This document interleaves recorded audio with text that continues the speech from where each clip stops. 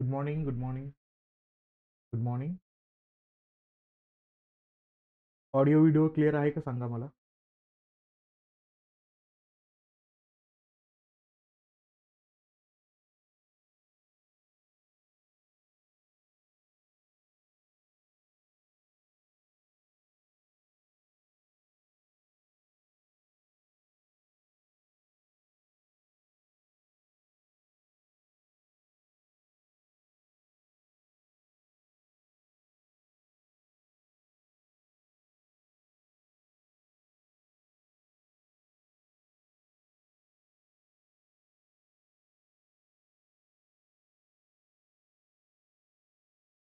Okay, ठीक.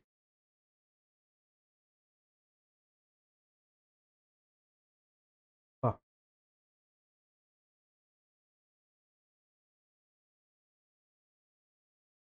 आपण काय स्टार्ट केलेलं होतं? तर आपण थोडासा एशियन झोन आणि आपल्या इंडियन नेबरिंग कंट्रीबद्दल आपण डिस्कस करत होतो. यामध्ये प्रत्यक्षात आपल्याला काय पाहणं अपेक्षित होतं? तर आपल्या भारताच्या पॉलिसीला, फॉरेन पॉलिसीला कशा पद्धतीनं पिक केलं जातंय आणि त्या असणाऱ्या देशांकडून रिप्लाय कशा पद्धतीने येतोय, कशा पद्धतीने तो रिस्पॉन्स आपण भारत स्वीकारतोय, या सगळ्या गोष्टींचा आढावा प्रायमरी स्टेजला पाहणं गरजेचं आहे आयाच्या दृष्टिकोनातून. डायरेक्टली जर आपण इंटरनॅशनल फेजमध्ये चाललेल्या घटनांचा संदर्भ घेऊन जर ते आपण डिस्कस करण्याचा प्रयत्न केला किंवा त्याला आपण इंटरप्रिट करण्याचा प्रयत्न केला, तर ते इंटरप्रिटेशन आपल्याला योग्य पद्धतीनं जज करू शकणार नाहीये किंवा ते आपल्याला परीक्षा दृष्टिकोनातून ते मांडता येणार नाही. म्हणून सगळ्यात पहिला बेसिक मुद्दा आपण स्टार्ट करतोय तो म्हणजे कुठला? तर नेबरिंग कंट्रीबद्दल आपण बोलतो. त्याच असणाऱ्या नेबरिंग कंट्रीबद्दल बोलत असताना काही पॉलिसी डिस्कस केल्या आपण आणि या पॉलिसीमध्ये आपला सगळ्यात महत्वाचा कल होता नेबरहूड फर्स्ट पॉलिसीकडे सोबतच मग लुक ईस्ट पॉलिसी असेल, ऍक्ट ईस्ट पॉलिसी असेल, या गोष्टींचा आढावा आपण त्याच्यामध्ये प्रायर स्वरूपामध्ये घेतलेला आहे. त्याच असणाऱ्या गोष्टीला थोडंसं आपल्याला काय करायचंय, थोडा एक्सटेंड करायचा आहे आणि आपल्याला पुढच्या मुद्द्यांकडे यायचं. तो म्हणजे कुठला? जे आपण मागच्या सेशनमध्ये कव्हर अप केलेला होता तो म्हणजे बांगलादेश. आता आपण येतोय तो या असणाऱ्या म्यानमार सोबत, त्याला आपण बर्मा म्हणूया. आणि या असणाऱ्या म्यानमारच्या बाबतीमध्ये बोलायचं असेल तर आपल्याला माहितीच आहे, हा असणारा जो देश आहे का, तो ब्रिटिशांच्याच नियंत्रणामध्ये होता. आणि भारतानं 1935च्या कायद्याच्या अंतर्गत, ज्याला आपण ब्रिटिश इंडिया म्हणूया, या असणाऱ्या ब्रिटिश इंडियानं काय केलं, या असणाऱ्या दोन्ही प्रदेशाला सॅग्रिगेट केलं, सेपरेट केलं. आणि सेपरेट करत असताना सगळ्यात महत्वाचा मुद्दा काय होता या असणाऱ्या देशाच्या पाठीमागं किंवा या देशाला सेपरेट करण्याच्या पाठीमागं? तर याच्या दोन स्ट्रॅटेजी होत्या. एक तर काय मुद्दा होता? तर पहिला होता या ठिकाणी डिवाइड अँड रूल, म्हणजेच काय, फोडा तोडा आणि राज्य करा, ही मूळ भूमिका त्यांच्यामध्ये होतीच. आणि त्यामध्ये सगळ्यात महत्वाचा मुद्दा भारताचा असणारा हा नॉर्थ ईस्टचा झोन होता. ज्या नॉर्थ ईस्टच्या झोनमध्ये असणारे जे स्टेट आहेत, त्या असणाऱ्या स्टेट मधल्या एथनिक ग्रुपला डिवाइड करायचं हे त्यांनी ठरवलं होतं. का? कारण हा पूर्ण एरिया जो होता ना, हा बेंगॉल आणि आसाम या प्रदेशांच्या अनुषंगाने आपल्याला कंट्रोलमध्ये येताना दिसत होता.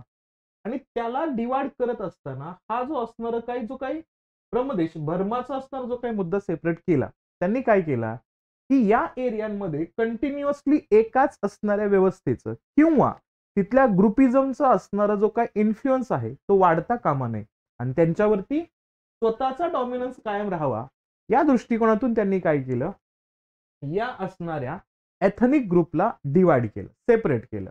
याच्यामध्ये बघतो आपण अरुणाचल प्रदेश असेल, नागालँडचा मुद्दा असेल, त्या ठिकाणी मणिपूरचा अँगल असेल, हे जेव्हा मुद्दे बघतो इथं काय, किंवा मिझोराम असेल, तर या असणाऱ्या राज्यांमधले जे एथनिक ग्रुप आहेत का, जे ट्रायबल्स आहेत का, त्या ट्रायबल्स मधल्या लोकांना या ब्रिटिशांनी डिवाइड केलं. म्हणजे काय, जे ट्रायबल्स एकाच कम्युनिटीचे होते, पण त्या कम्युनिटीमध्ये सुद्धा सावकार वर्ग कुठं आला, भारताच्या साईडला आला.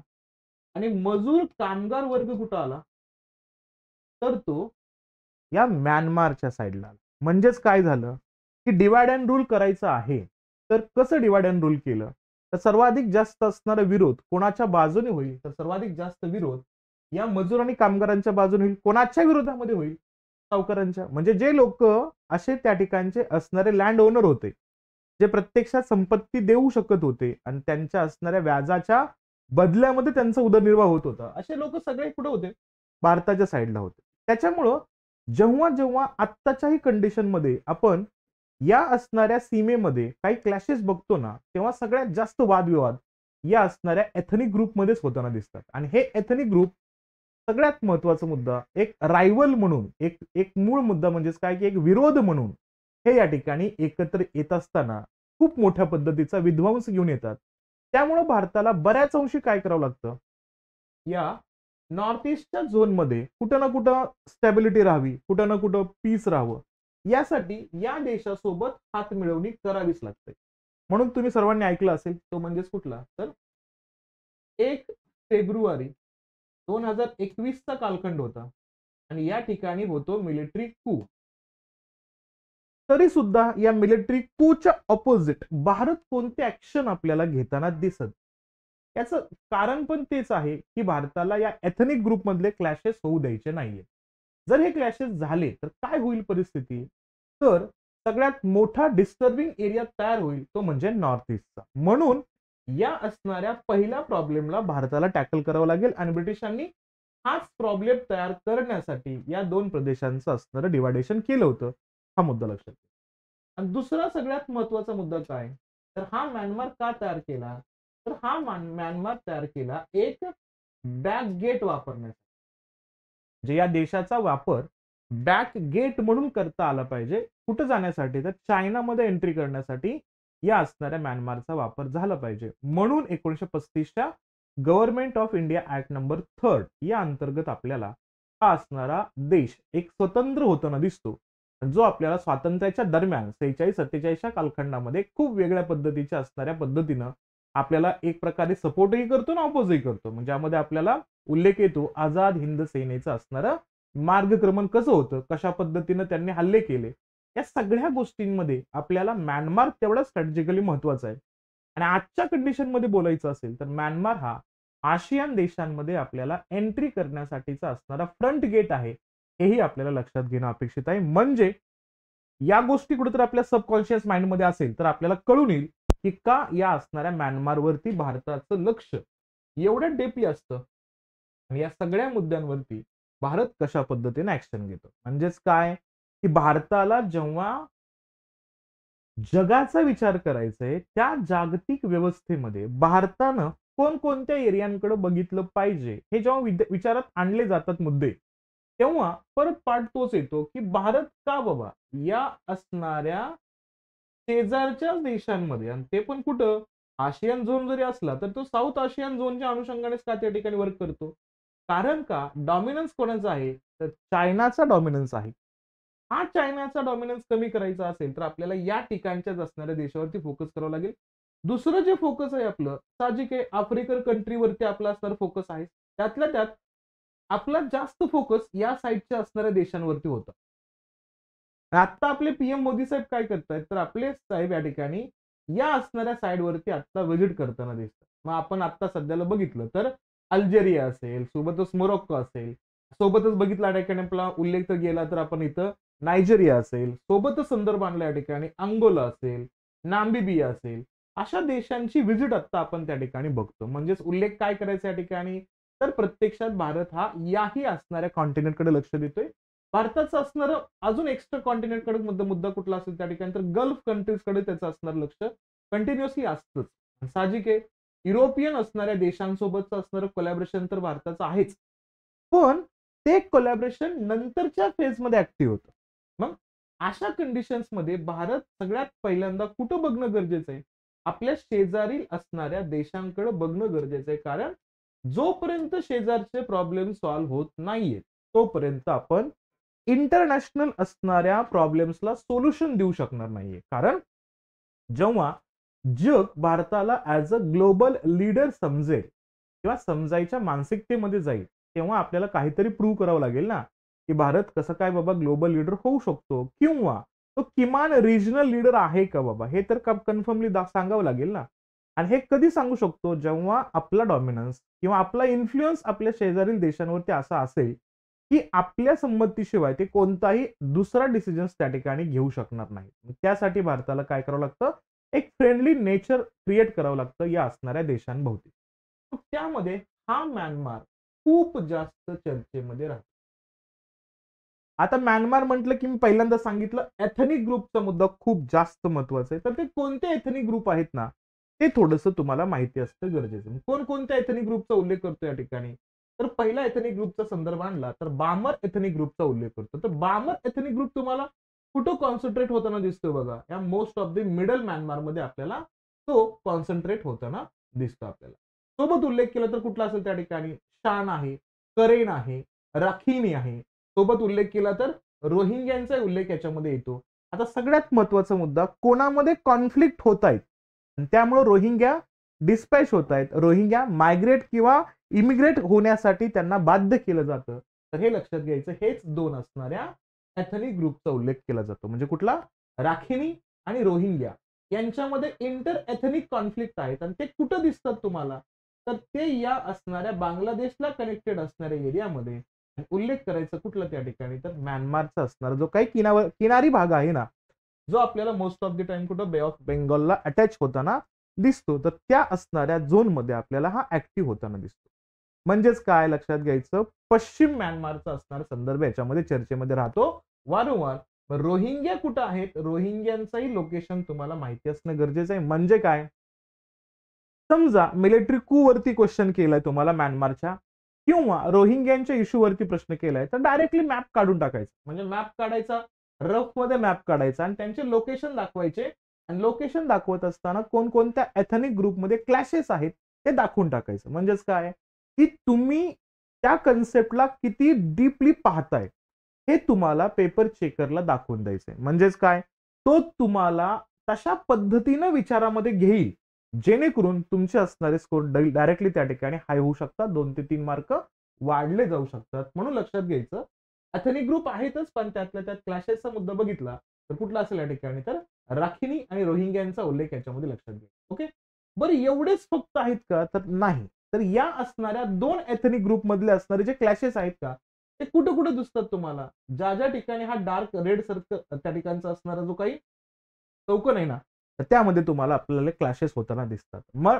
हे क्लॅशेसचे पॉइंट जरी नाही लक्षात ठेवले तर काय लक्षात घ्यायचं की जो मेन मुद्दा आहे ना तो पार्ट इथं तुम्हाला लक्षात घेणं गरजेचं आहे. तिथं आपल्याला रखिनी आणि रोहिंग्याज हे आपल्याला दोन्ही दिसतात हे लक्षात घ्यायचं. नंतर बाकीचे असतात तर आहेतच. तो म्हणजे कुठला? काचीन असेल, चाईन असेल, सोबतच कारेनी असेल, मॉन असेल, वॉ असेल, सोबतच तागांग चायनीज असतील यांचाही उल्लेख इथे लक्षात घ्यायचा.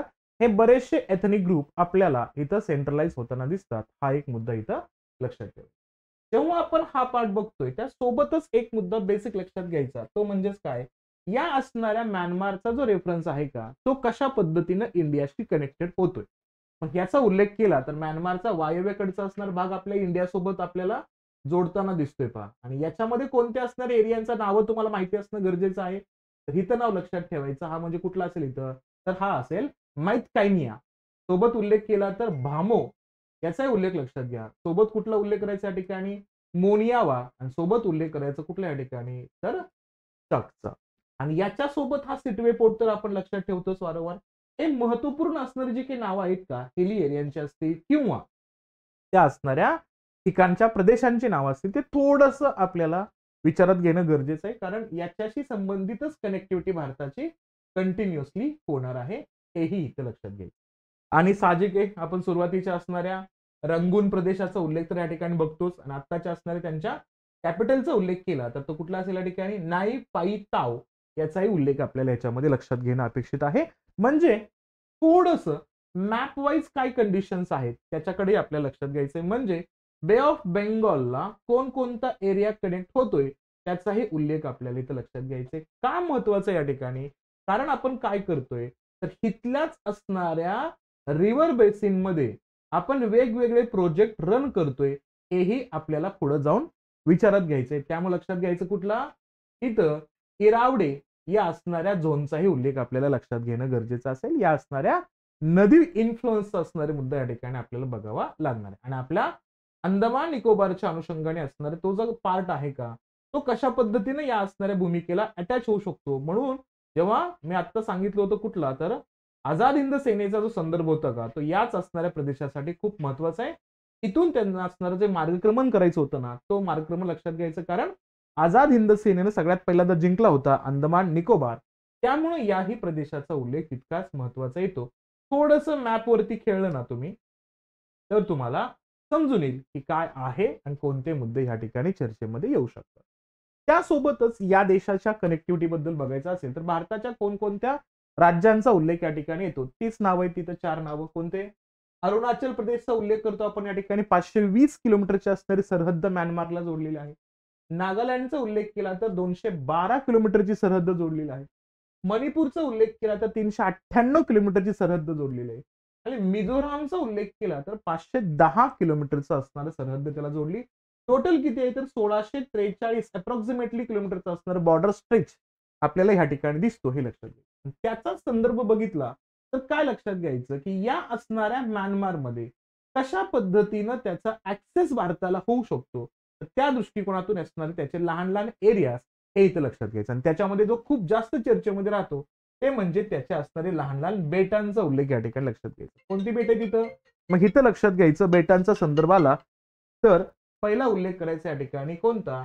रामरी आयलँडचा उल्लेख येतो. नंतर कुठला असेल या ठिकाणी? चेदुबा आयलँडचा उल्लेख या ठिकाणी येतो. ही नावं थोडीशी लक्षात घ्या. यासोबतच कुठलं लक्षात घ्यायचं? आपल्या अंदमान निकोबारच्या असणाऱ्या आणि या असणाऱ्या म्यानमारच्या दरम्यानचा असणारा कोणता गल्फ या ठिकाणी? तर इथं लक्षात घ्यायचं गल्फ ऑफ मार्टानबान हे लक्षात घ्यायचं. कुठलं आहे? गल्फ ऑफ मार्टाबान याचा उल्लेख लक्षात घ्यायचा. का? चर्चेमध्ये एखादा पॉइंट आला तर त्याचा असणारा उल्लेख लक्षात घेणं गरजेचं आहे. तसंच जो एक आर्क तयार झालाय ना इथं या असणाऱ्या म्यानमारच्या सदर्न एरियामध्ये, तर आपल्याला त्या आर्कच्या नावाचा उल्लेख या ठिकाणी करायचा. तो म्हणजे कुठला असेल?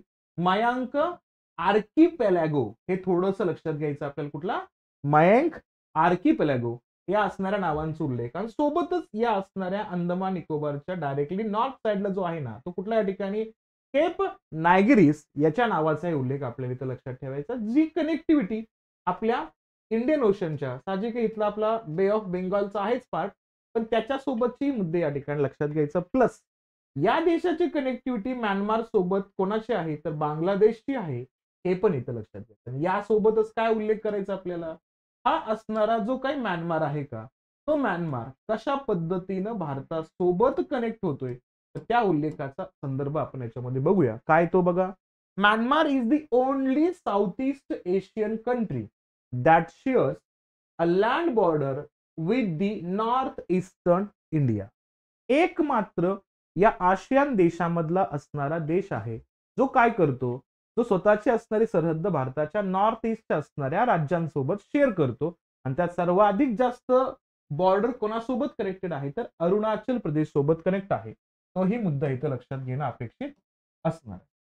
आणि थोडंसं या दोन देशांच्या रिलेशन बद्दल बोलायचं असेलच तर काय लक्षात काय घ्यायचं बघा या ठिकाणी. Relations are rooted in a shared historical, ethnic, cultural and religious ties. बघा, मी एथनिक ग्रुप बद्दल बोलतोय म्हणल्यानंतर साहजिक एक कल्चरल अस्पेक्ट एक्सचेंज होणारच आहे. सोबतच आपल्याला रिलिजियस गोष्टी सुद्धा त्या ठिकाणी आपल्याला एक्सचेंज होताना दिसतातच. आणि महत्वाचा मुद्दा बुद्धिझमचाही असणार जो पार्ट आहे का, तो या देशांसोबत कोलॅबरेशन होताना दिसतोय. म्हणून लक्षात घ्यायचं कोणते 4 मुद्द्यांसाठी फेमस आहे दोन्ही देश? हिस्टॉरिकल असेल, एथनिक ग्रुप असेल, कल्चरल अस्पेक्ट असेल, रिलिजियस कंडिशन्स असतील, यानुसार हे दोन्ही देश को रिलेशनली आपल्याला अटॅच होताना दिसतात, हे लक्षात घ्या. आणि as the land of Lord Buddha, India is the country of a pilgrims for the people of Myanmar. India and Myanmar relations have stood the rest of time. सगळ्यात महत्वाची कनेक्टिव्हिटी कोणती आहे? तर एक धार्मिक ठिकाण म्हणून भारताकडे बघितलं जातं म्यानमारच्या माध्यमातून. ते म्हणजेच कुठला? तर लॉर्ड बुद्धाच्या स्वरूपामध्ये. मग बुद्धिझमचा असणारा जो काही बेस आपल्या भारतामध्ये आहे ना, त्या बेसच्या जोरावरती आपण काय करतो तर या देशांसोबतची कनेक्टिव्हिटी वाढवण्याचा प्रयत्न करतो. त्यासाठी आपण बुद्धिझमच्या अंतर्गत असणारे सगळे टेक्स्ट जे आहेत का, ते कलेक्ट करतोय, ते कंबाईन करतोय आणि ते अशा देशांना त्या ठिकाणी ऍज अ गिफ्ट म्हणून देतो. जेव्हा असं आपण काही करतो तेव्हा आपल्याला समजतं की भारताचे असणारे इंटरनॅशनल रिलेशन्स कशा पद्धतीनं बिल्ट होत आहेत आणि त्याच्यामध्ये रिलिजियस आणि कल्चरचा रोल किती जास्त पद्धतीनं परफॉर्म होतोय, हे पण आपल्याला त्या ठिकाणी समजू शकतं, हे लक्षात घ्यायचं. आणि थोडंसं पाहिलं तर geographical proximity of the two countries has help the develop and sustain cordial relations and a facilitated people to people contact. सगळ्यात महत्वाचा मुद्दा काय, की जेव्हा आपण इंटरनॅशनल रिलेशन्सच्या अनुषंगाने विचार करतो ना, तेव्हा आपल्याला दिसतं तो म्हणजेच काय तर जिओ पॉलिटिकल इम्पॉर्टन्स. आणि हा जो जिओ पॉलिटिकल झोन आहे ना म्यानमारचा, तो भारतासाठी स्ट्रॅटेजिकली खूप महत्वाचा आहे.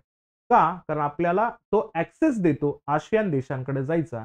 आणि त्यासाठी भारत काय करतो, तर भारत ठीक आहे कंट्रीच्या असणाऱ्या स्ट्रक्चरला तर त्या ठिकाणी अप्लाय करतो, प्रत्यक्षात कोलॅबोरेशन करतोच, परंतु पीपल टू पीपल कनेक्टिव्हिटी कशी स्ट्रॉंग होईल याकडे तो खूप जास्त गांभीर्याने लक्ष देतो. हे आपल्याला इथं लक्षात घ्यायचं. Large population of Indian origin according to this some estimates about 2.5 million lives in Myanmar. म्हणजे जवळपास किती संख्या बघतो आपण त्या ठिकाणी, तर 25 लाख लोक हे कुठं आपल्याला राहताना दिसतात म्यानमारमध्ये. साहजिक आहे, त्यामुळे इंडियन डायस्पोरा आपला वाढतोय.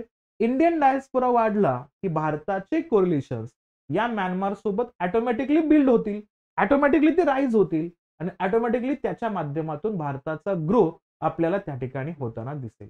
अशा पद्धतीनं लक्षात घ्यायचं की हे दोन्ही देश वेगवेगळ्या असणाऱ्या मुद्द्यांना कुठे ना कुठे सेंट्रलाइज करून आपला असणारा इंटरनॅशनल रिलेशन्स हे बिल्ड करण्याचा प्रयत्न करतायत. आणि त्या अनुषंगाने आपण या मुद्द्याकडे लक्ष देणं गरजेचं आहे. आणि जेव्हा जेव्हा म्यानमारचा मुद्दा येईल तेव्हा तेव्हा आपल्या लक्षात ठेवायचे तो म्हणजेच काय तर 5 बीज.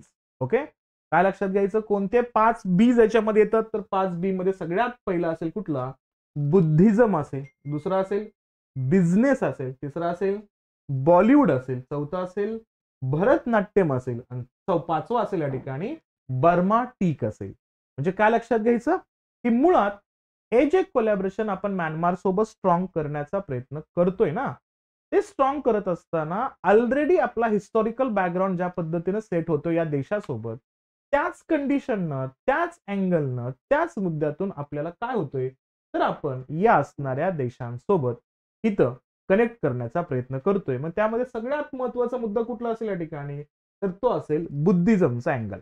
मग आपल्याला काय करायचंय, रिलिजियस अस्पेक्ट घेऊन कल्चरच्या असणाऱ्या माध्यमातून आपल्याला या असणाऱ्या बुद्धिझमला स्प्रेड करायचंय.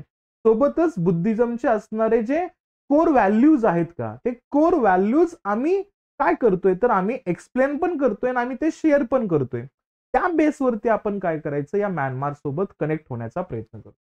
सोबतच हे दोन मुद्दे तर साहजिक आहे तितकेच महत्वाचे आहेत, बिझनेस आणि बॉलिवूड. बॉलिवूड का महत्वाचं आहे माहितीये का, मूवी हा किंवा सिनेमा हा काय करत असतो, सिनेमा हा सोसायटीला रिप्रेझेंट करत असतो.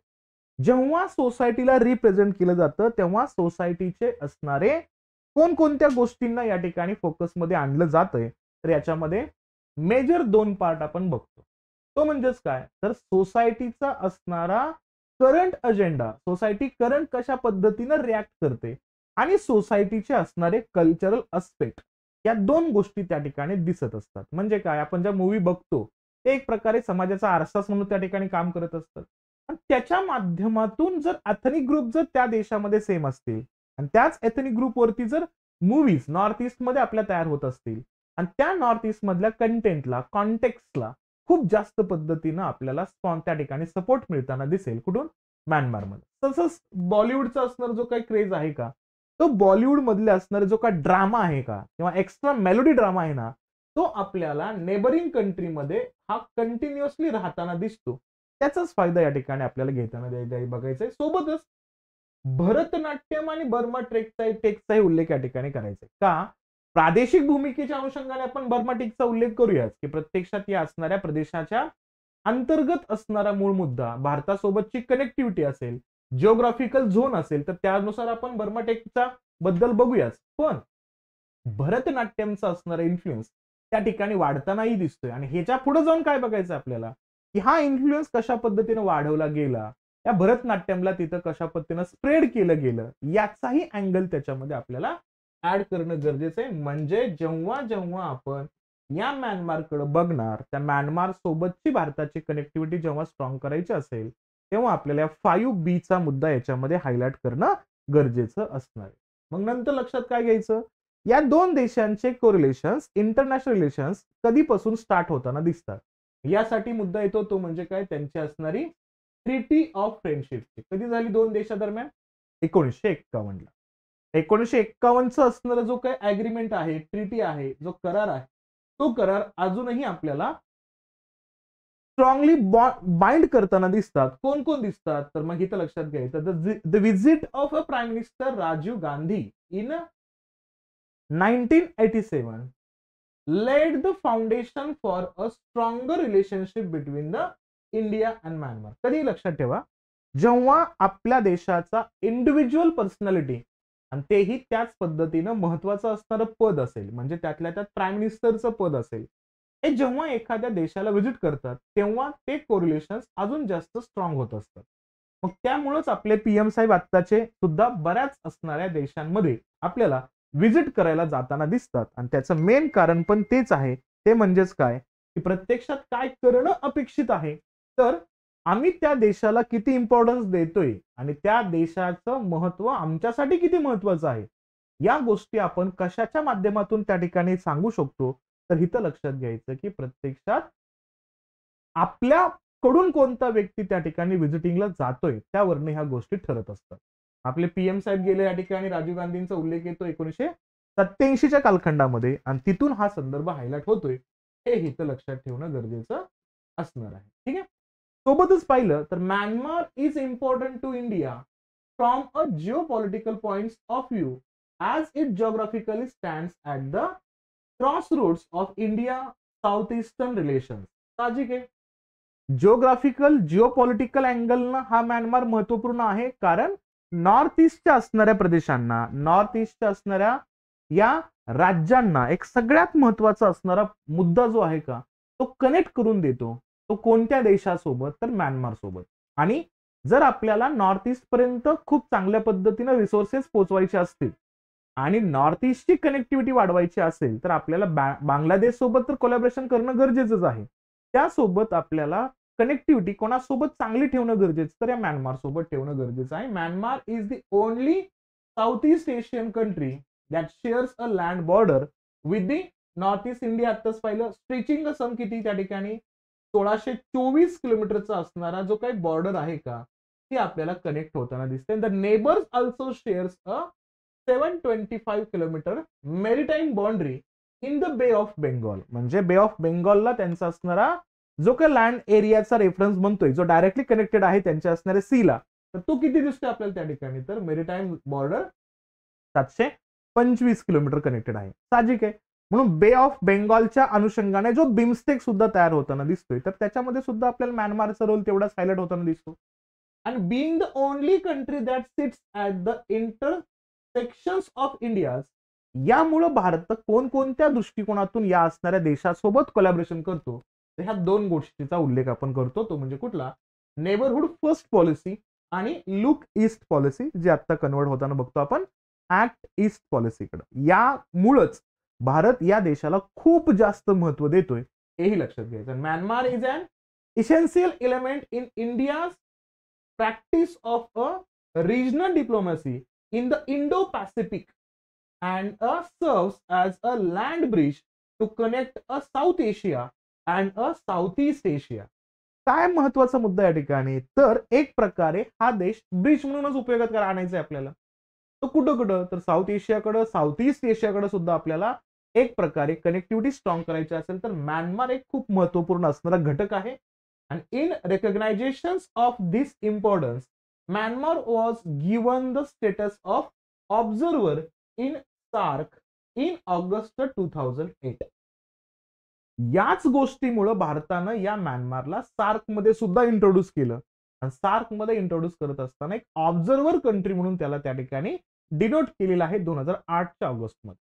म्हणजे काय लक्षात घ्यायचं, की ठीक आहे बाबा, सार्क आता ऍक्टिव्ह जरी नसला तरी या असणाऱ्या रिजनल ग्रुपिझम मध्ये आपल्याला हा असणारा प्रदेश जेवढ्या पद्धतीनं ऍड होताना दिसेल, तेवढंच त्याचं महत्व त्या ठिकाणी आपल्याला हायलाइट होताना दिसतं. का, कारण रिजनल ग्रुपमध्ये जेव्हा आपण एखाद्या देशाला ऍड करूया, जो देश जिओपॉलिटिकली आपल्यासाठी खूप महत्वाचा आहे ना, तर तो त्याच्या असणाऱ्या नेशन्स इंटरेस्टसाठी तो बऱ्याच अंशी आपल्या भारतासोबत त्या ठिकाणी गोष्टी करताना दिसतो. आणि तोच अँगल जोडून आपण काय करतो, या असणाऱ्या देशाच्या अनुषंगाने या गोष्टींमध्ये त्याला इन्व्हॉल्व्ह करून घेतो, हे इथं लक्षात घ्यायचं. म्हणजे म्यानमारची जिओग्राफिकल स्ट्रॅटेजिकल लोकेशन तितकीच महत्वाची दिसते या अंतर्गत. अशा कंडिशन्स मध्ये या दोन देशांमध्ये असणारा जो काही बॉर्डर ट्रेड आहे का, तो कसा होतो, तर त्याचे काही लोकेशन्स आहेत ते लक्षात ठेवायचे. का? कारण या लोकेशन्स पॉइंटवरती आपल्याला प्रिलियमला सुद्धा प्रश्न केलेत, राज्यसेवेला केलेत, युपीएससीला केलेत. ते दोन ठिकाणं कोणती आहेत ते पण लक्षात घेणं गरजेचं आहे. मग लक्षात घ्यायचं, India and Myanmar signed a border trade agreement in 1994. Relation start झाले त्यासाठीची ट्रिटी 1951 ची जरी असली तरी प्रत्यक्षात ट्रेड अग्रीमेंट या दोन देशांनी केला 1994 ला. साहजिक आहे, कधी केलं असणार आहे, जेव्हा भारतानं स्वतःचं मार्केट ओपन केलं तेव्हाच याचा मुद्दा या ठिकाणी असणार आहे. मग 94 ला आपण म्यानमार सोबत या पद्धतीचा असणारा ट्रेड अग्रीमेंट करतो and have a 2 operational border trade point. मग 2 ऑपरेशनल बॉर्डर ट्रेड पॉइंट आहेत.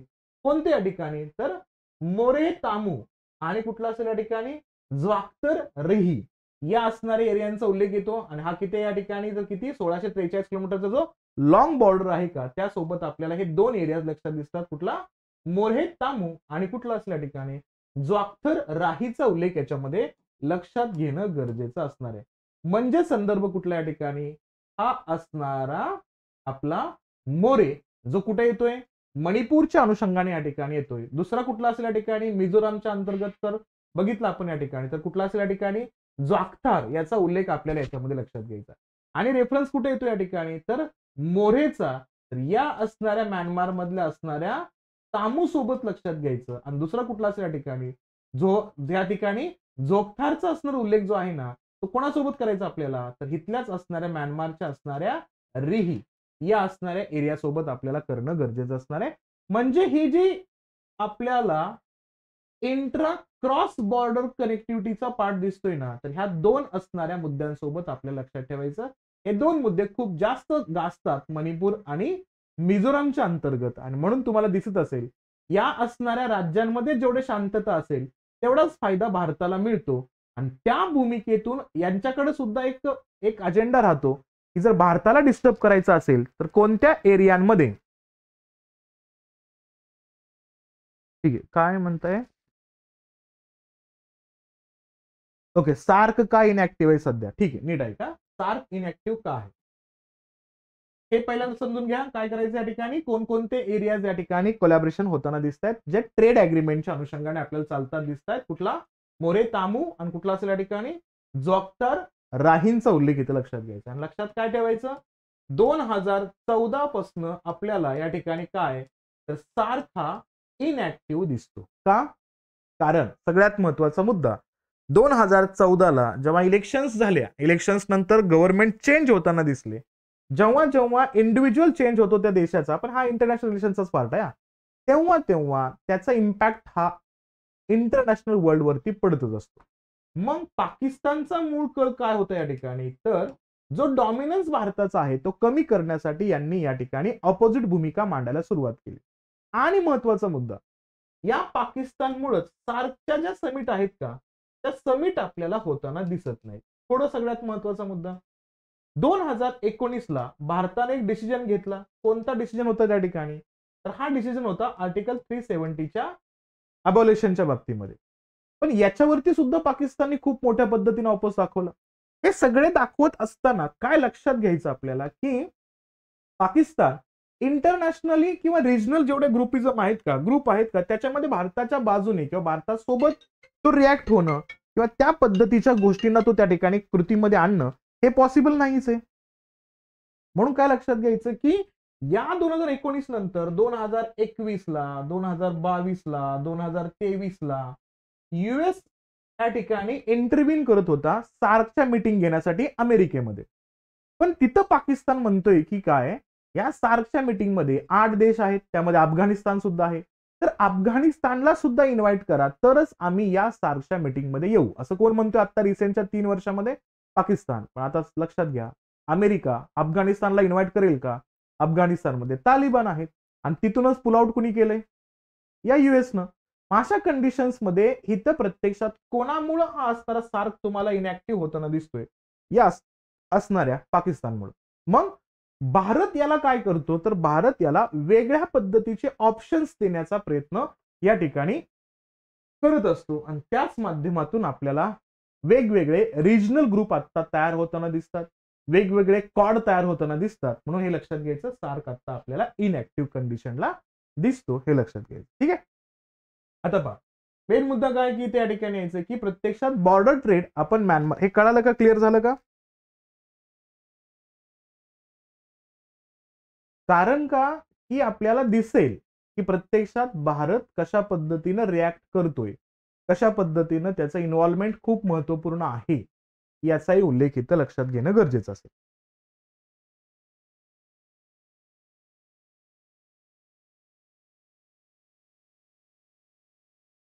ठीक, बघा, या बॉर्डर ट्रेडच्या बाबतीमध्ये पाहिलं तर ट्रेड अग्रीमेंट कधी सांगितलं आता? 1994चा. कोणत्या एरियाचा उल्लेख करतो आपण ठिकाणी? तिथं मोरेचा उल्लेख केला तर कुठला असेल? मणिपूरचा रेफरन्स असेल आणि तामू सोबत कनेक्टिव्हिटी आहे. सोबत मिझोरामचा उल्लेख केला या ठिकाणी तर कुठला असेल इथं? तर इथं असेल तो मुद्दा जौखातरचा असेल, जो रही सोबत कनेक्टेड आहे.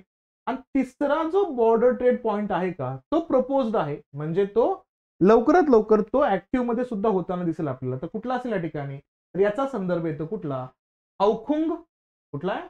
अवखुंग, पानसत आणि सोमराई. कुठल्या एरियांचा उल्लेख होतो या ठिकाणी? अवखुंग, पानसत आणि सोमराईचा उल्लेख या ठिकाणी येतो. हे तर लक्षात ठेवायचं. म्हणजेच काय, तिसराही पॉइंट आपल्याला या ठिकाणी ऍक्टिव्ह होताना दिसेल, हाही रेफरन्स याच्यामध्ये लक्षात घ्यायचा. आता यामध्ये पाहिलं तर कुठला उल्लेख आपण याच्यामध्ये करतोय तर लक्षात घ्यायचं, कुठला? इथं कुठला?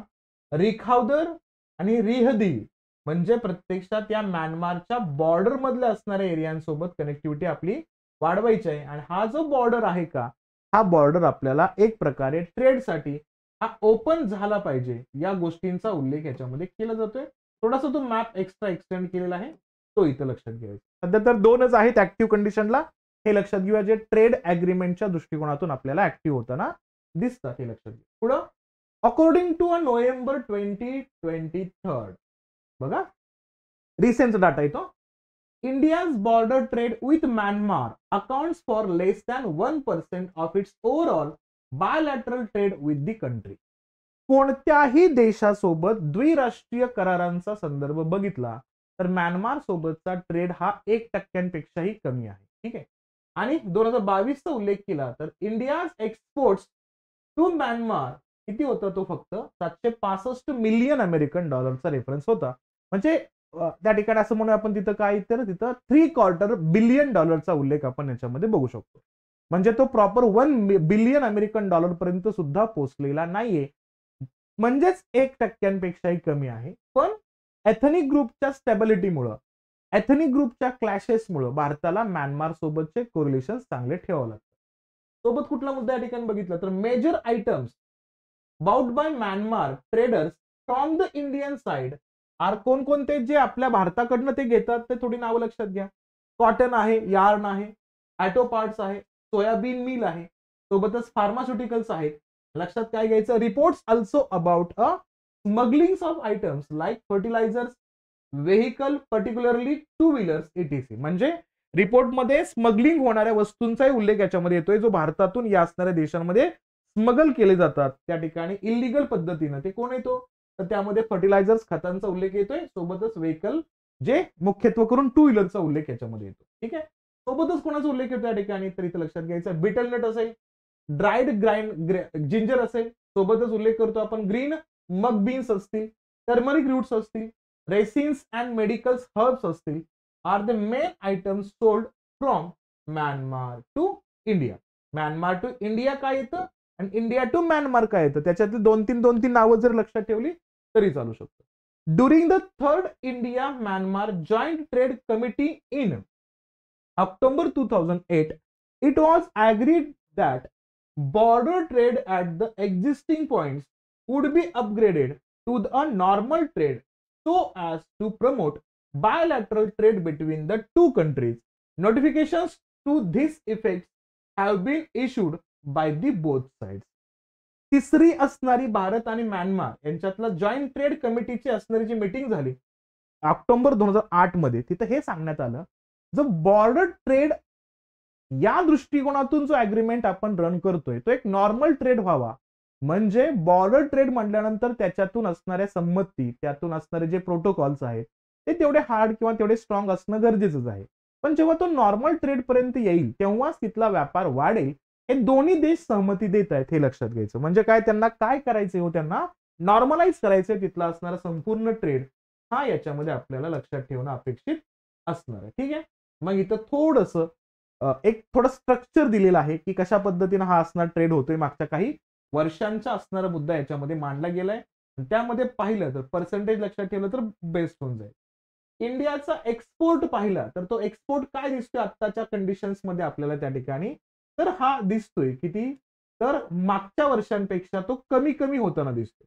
सर्वाधिक जास्त कधी होता असं म्हणू शकतो आपण त्या ठिकाणी, तर 2015-16 आपला एक्सपोर्ट होता त्या ठिकाणी, जो किती होता 38.46% राईज झाला होता. म्हणजेच किती होता तो या ठिकाणी, अप्रॉक्सिमेटली 1 बिलियन अमेरिकन डॉलरचा होता. हे लक्षात घ्यायचं. इंडियाचा इम्पोर्ट जो आहे का, तो इम्पोर्ट सुद्धा आपल्याला कमी कमी होत जाताना दिसतोय. मग आताच्या कंडिशन मध्ये बघितलं 17-18च्या कालखंडामध्ये 640 मिलियन टन डॉलरच्या अनुषंगाने आपल्याला त्या ठिकाणी होताना दिसतात. आणि हा टोटल ट्रेड जो आहे ना, तो टोटल ट्रेड बघितला तर काय लक्षात घ्यायचं, या ठिकाणी ट्रेड एक प्रकारे डिफिसिटचाच पार्ट त्याच्यामध्ये येतो. हा, तो कोणासाठी आहे, म्यानमारसाठी डिफिसिट आहे, भारतासाठी सरप्लस आहेच. कारण भारतामध्ये आपला काय होतोय, एक्सपोर्ट जास्त होतोय आणि इम्पोर्ट कमी होतोय.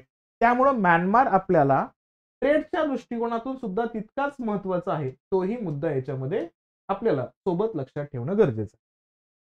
मग याच्यामध्ये आपण ज्या पद्धतीनं कोरिलेशनला ट्रेडमध्ये काउंट करतो, तसंच या देशासोबतचा असणारा जो काही कल्चरल एक्सचेंज आहे का, तो कसा आहे त्याचाही एक अँगल याच्यामध्ये आपण बघूया. मग याच्यामध्ये पाहायचं असेल तर काय लक्षात घ्यायचं, performance by Indian cultural troupes in Myanmar have been organised on a regular basis since 1997. मग काय लक्षात घ्यायचं, दोन देशांमध्ये सांस्कृतिक देवाणघेवाण होण्यासाठी भारतातले असणारे ग्रुप म्यानमारमध्ये जात आहेत कंटिन्युअसली पर इयरला 1997 पासून. म्हणून ही कनेक्टिव्हिटी आपल्याला डे टू डे लाईफ मध्ये सुद्धा रिफ्लेक्ट होताना दिसते, भारताच्या तसंच म्यानमारच्या, ते या असणाऱ्या कंडिशन्स मधून दिसतात. Various cultural troops have exchange visits and performed in the both country. साहजिक आहे, त्या 97 पासून दोन्ही देश एकमेकांच्या असणाऱ्या देशामध्ये येत आहेत आणि कल्चरल जो काही एक प्रकारचा एक्सचेंज असेल, देवाणघेवाण असेल, ते करताना दिसतात, हे लक्षात घ्यायचं. आणि in November 2009 a 13-member students group from Myanmar attend a SAARC cultural festival in India. बघा, म्हणून सार्कचा मुद्दा 2014च्या अगोदरच ऍक्टिव्ह दिसतोय. म्हणून 14 नंतरचे कुठलेच एक्झाम्पल सार्कच्या बाबतीमध्ये नसतील. कधी आहे मग, 2009ला 13 स्टुडंट भारतामध्ये आले होते. कशासाठी, सार्क कल्चरल फेस्टिवल साठी भारतामध्ये ते इन्व्हॉल्व्ह झाले आणि या असणाऱ्या लार्जर इव्हेंटमध्ये आपल्याला पार्टिसिपेट करताना दिसतात, हे लक्षात घ्यायचं. In December 2009 a popular Myanmar music band, हे पण लक्षात घ्या, नावं मांडणं गरजेचं आहे, emperor went to India to participate in the South Asian band festivals organized by ICCR. म्हणजे इथं जो काय इंडियन कल्चरल जो ग्रुप आहे ना, तो काय करतोय, तो एक असणाऱ्या कोऑर्डिनेशनला, या असणाऱ्या परफॉर्मन्सला इथं होस्ट करत होता. आणि त्यामध्ये कोण येतोय, तर म्यानमारचा असणारा म्युझिक बँड जो आहे ना, पॉप्युलर म्युझिक बँड कुठला, एम्परर, तो येतोय कोणत्या असणाऱ्या गोष्टीमध्ये, तर साऊथ एशियन बँड फेस्टिवल मध्ये पार्टिसिपेट करायला येतो. सोबत दे ऑल्सो परफॉर्म इन अ शिलॉंग, मेघालया. म्हणजे तो मेघालयामध्ये सुद्धा परफॉर्म करताना दिसतोय. आता तुम्ही म्हणाल मास्तर, मेघालय तर त्याला कनेक्टेड असणारे एरियाच नाही, तिथं काय परफॉर्म करून उपयोग आहे. नाही, जर त्यानं कनेक्टेड एरिया सोबत परफॉर्म केला असता तर कदाचित तिथल्या असणाऱ्या वर्ड्स मध्ये काही थोड्याफार चेंजेस जरी झाला असता तरी एथनिक ग्रुप नाराज झाला असता आणि तिथून त्याचा मुद्दा भडकला असता. पण इथं कुठे केलं त्यांनी, मेघालय अंतर्गत हे ऑपरेशन्स परफॉर्म करताना दिसतात. म्हणून ते त्या तुलनात्मक दृष्ट्या ठीक आहे आणि नॉर्थ ईस्ट मध्ये होतोय, त्यामुळे तोही तितकाच महत्वाचा येतो. सोबतच जानेवारी 2010 मध्ये कल्चरल एक्सचेंज बघतोय आपण.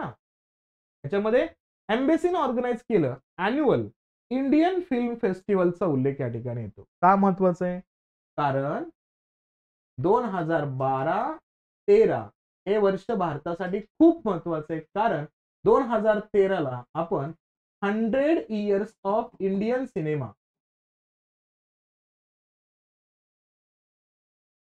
सेलिब्रेट केले. कारण 1913ला जो पहिला मूकपट तयार झाला होता ना, मग दादासाहेब फाळकेंनी सुरू केलेला होता. तर तिथून असणारा मुद्दा, तिथून असणारा प्रवास या आलमारापासून स्टार्ट झालेला, तो आत्ताच्या कंडिशन मध्ये 100 इयर्स कंप्लीट केले होते. तर त्याच्या अगोदर काय केलं होतं, तर एम्बेसीने काय केलं होतं, इंडियन फिल्म फेस्टिवल ऑर्गनाईज केला होता. कुठं? रंगून मध्ये, ज्याला आपण नंतर रंगून पण म्हणतो. This event has become a highlighted of the Rangoon cultural calendar. ह्या संपूर्ण असणाऱ्या रंगूनच्या कल्चरल गोष्टींमध्ये या असणाऱ्या फेस्टिवलच्या ऑर्गनायझेशनला तेवढंच महत्व दिलं गेलं. कुठला होता? इंडियन फिल्म फेस्टिवलचा रेफरन्स सोबत येतो. In March 2010 a famous landscape artist from Myanmar went to Puducherry India to participate in a South Asian artist camp. इथं काय होता? South Asian band festival. इथं आहे South Asian artist camp organised by ICCR and a शहर. म्हणजे आता इथं या असणाऱ्या प्रदेशांमधली देवाणघेवाण खूप चांगल्या पद्धतीनं आपल्याला होताना दिसते. ही कनेक्टिव्हिटी वाढताना दिसते. त्यामुळं म्यानमार सोबतच्या असणारे कोरिलेशन्स आपल्या भारतासोबत या असणाऱ्या कल्चरल एक्सचेंजच्या माध्यमातून त्या ठिकाणी स्ट्रॉंगली बिल्ट होताना दिसतात, हे लक्षात घ्या. त्यानंतर पार्ट येतो इंडियन डायस्पोराचा. इंडियन डायस्पोरा का महत्वाचं आहे? आताच पाहिलं 2.5 मिलियन लोक आपले कुठे राहतात? जवळपास अप्रॉक्सिमेटली 25 लाख लोक म्यानमारमध्ये राहतात. त्यामुळे इंडियन डायस्पोरा हा हायलाइट होणारच आहे. मग the origin of the Indian community in Myanmar is traced back to the mid 19th century with the advent of the British rule in a lower Burma in 1852. बघा, या दोन देशामध्ये जो डायस्पोराचं असणारा जो काय डायव्हर्जन आहे, डायस्पोराची जी कनेक्टिव्हिटी आहे, त्यासाठी आपल्याला जावं लागेल 1852च्या कालखंडामध्ये. ब्रिटिश एरामध्ये या असणाऱ्या प्रदेशामध्ये भारतीयांची असणारी जी काय येण्या जाण्याची भूमिका होती, तिथला असणारा जो व्यापार फुलत चालला होता, त्यामध्ये या असणाऱ्या दोन देशातील किंवा तिथल्या असणाऱ्या दोन एरियामधल्या लोकांमध्ये देवाणघेवाण खूप चांगल्या पद्धतीने होत होतं. त्यामुळे संदर्भ घ्यायचा 1852 पासून आपल्याला हे मुद्दे कनेक्टिव्ह दिसतात. आणि सोबत पाहिलं तर 2 cities ऑफ म्यानमार, नेमली काय त्या ठिकाणी? रंगून, फॉर्मर रंगून जो होता. नंतर बघितलं कुठल्या ठिकाणी? मॅन्डले had a dominating presence of Indians in a various fields such as a civil services, education, trade and commerce during the British rule. हे जे दोन महत्वपूर्ण सिटीज बद्दल बोललं जाते ना, अगोदरचा रंगून, आत्ताचा एंगून, आणि सोबत कुठला असेल या ठिकाणी? इथं तो मंडाले असेल. या मंडालेच्या अंतर्गत दोन देशांदरम्यान म्हणजे ब्रिटिश कालखंडामध्ये या प्रदेशामध्ये कोणकोणत्या गोष्टींसाठी मुद्दे खूप जास्त चर्चेमध्ये होते? तर सिव्हिल सर्व्हिसेसच्या अनुषंगाने असेल, एज्युकेशन असेल, ट्रेड अँड कॉमर्स असेल, हे सगळ्या मुद्द्यांवरती हे मुद्दे आपल्याला फोकस होताना दिसतात. आणि स्वातंत्र्यानंतरचा उल्लेख केला तर 1983 ला official census of Myanmar number of PIOs person of Indian origins in Myanmar is किती आहे त्या ठिकाणी? तर जवळपास 4.25 लाख नागरिकांचा उल्लेख येतोय. The estimate number of a stateless PIOs is to be किती असेल? तर ते असेल 2.5 लाख. म्हणजे जे स्टेटलेस, ज्यांना प्रत्यक्षात नागरिकत्वाची भूमिका प्राप्त झाली नाही, अशी संख्या जवळपास किती आहे? तर 2.5 लाख.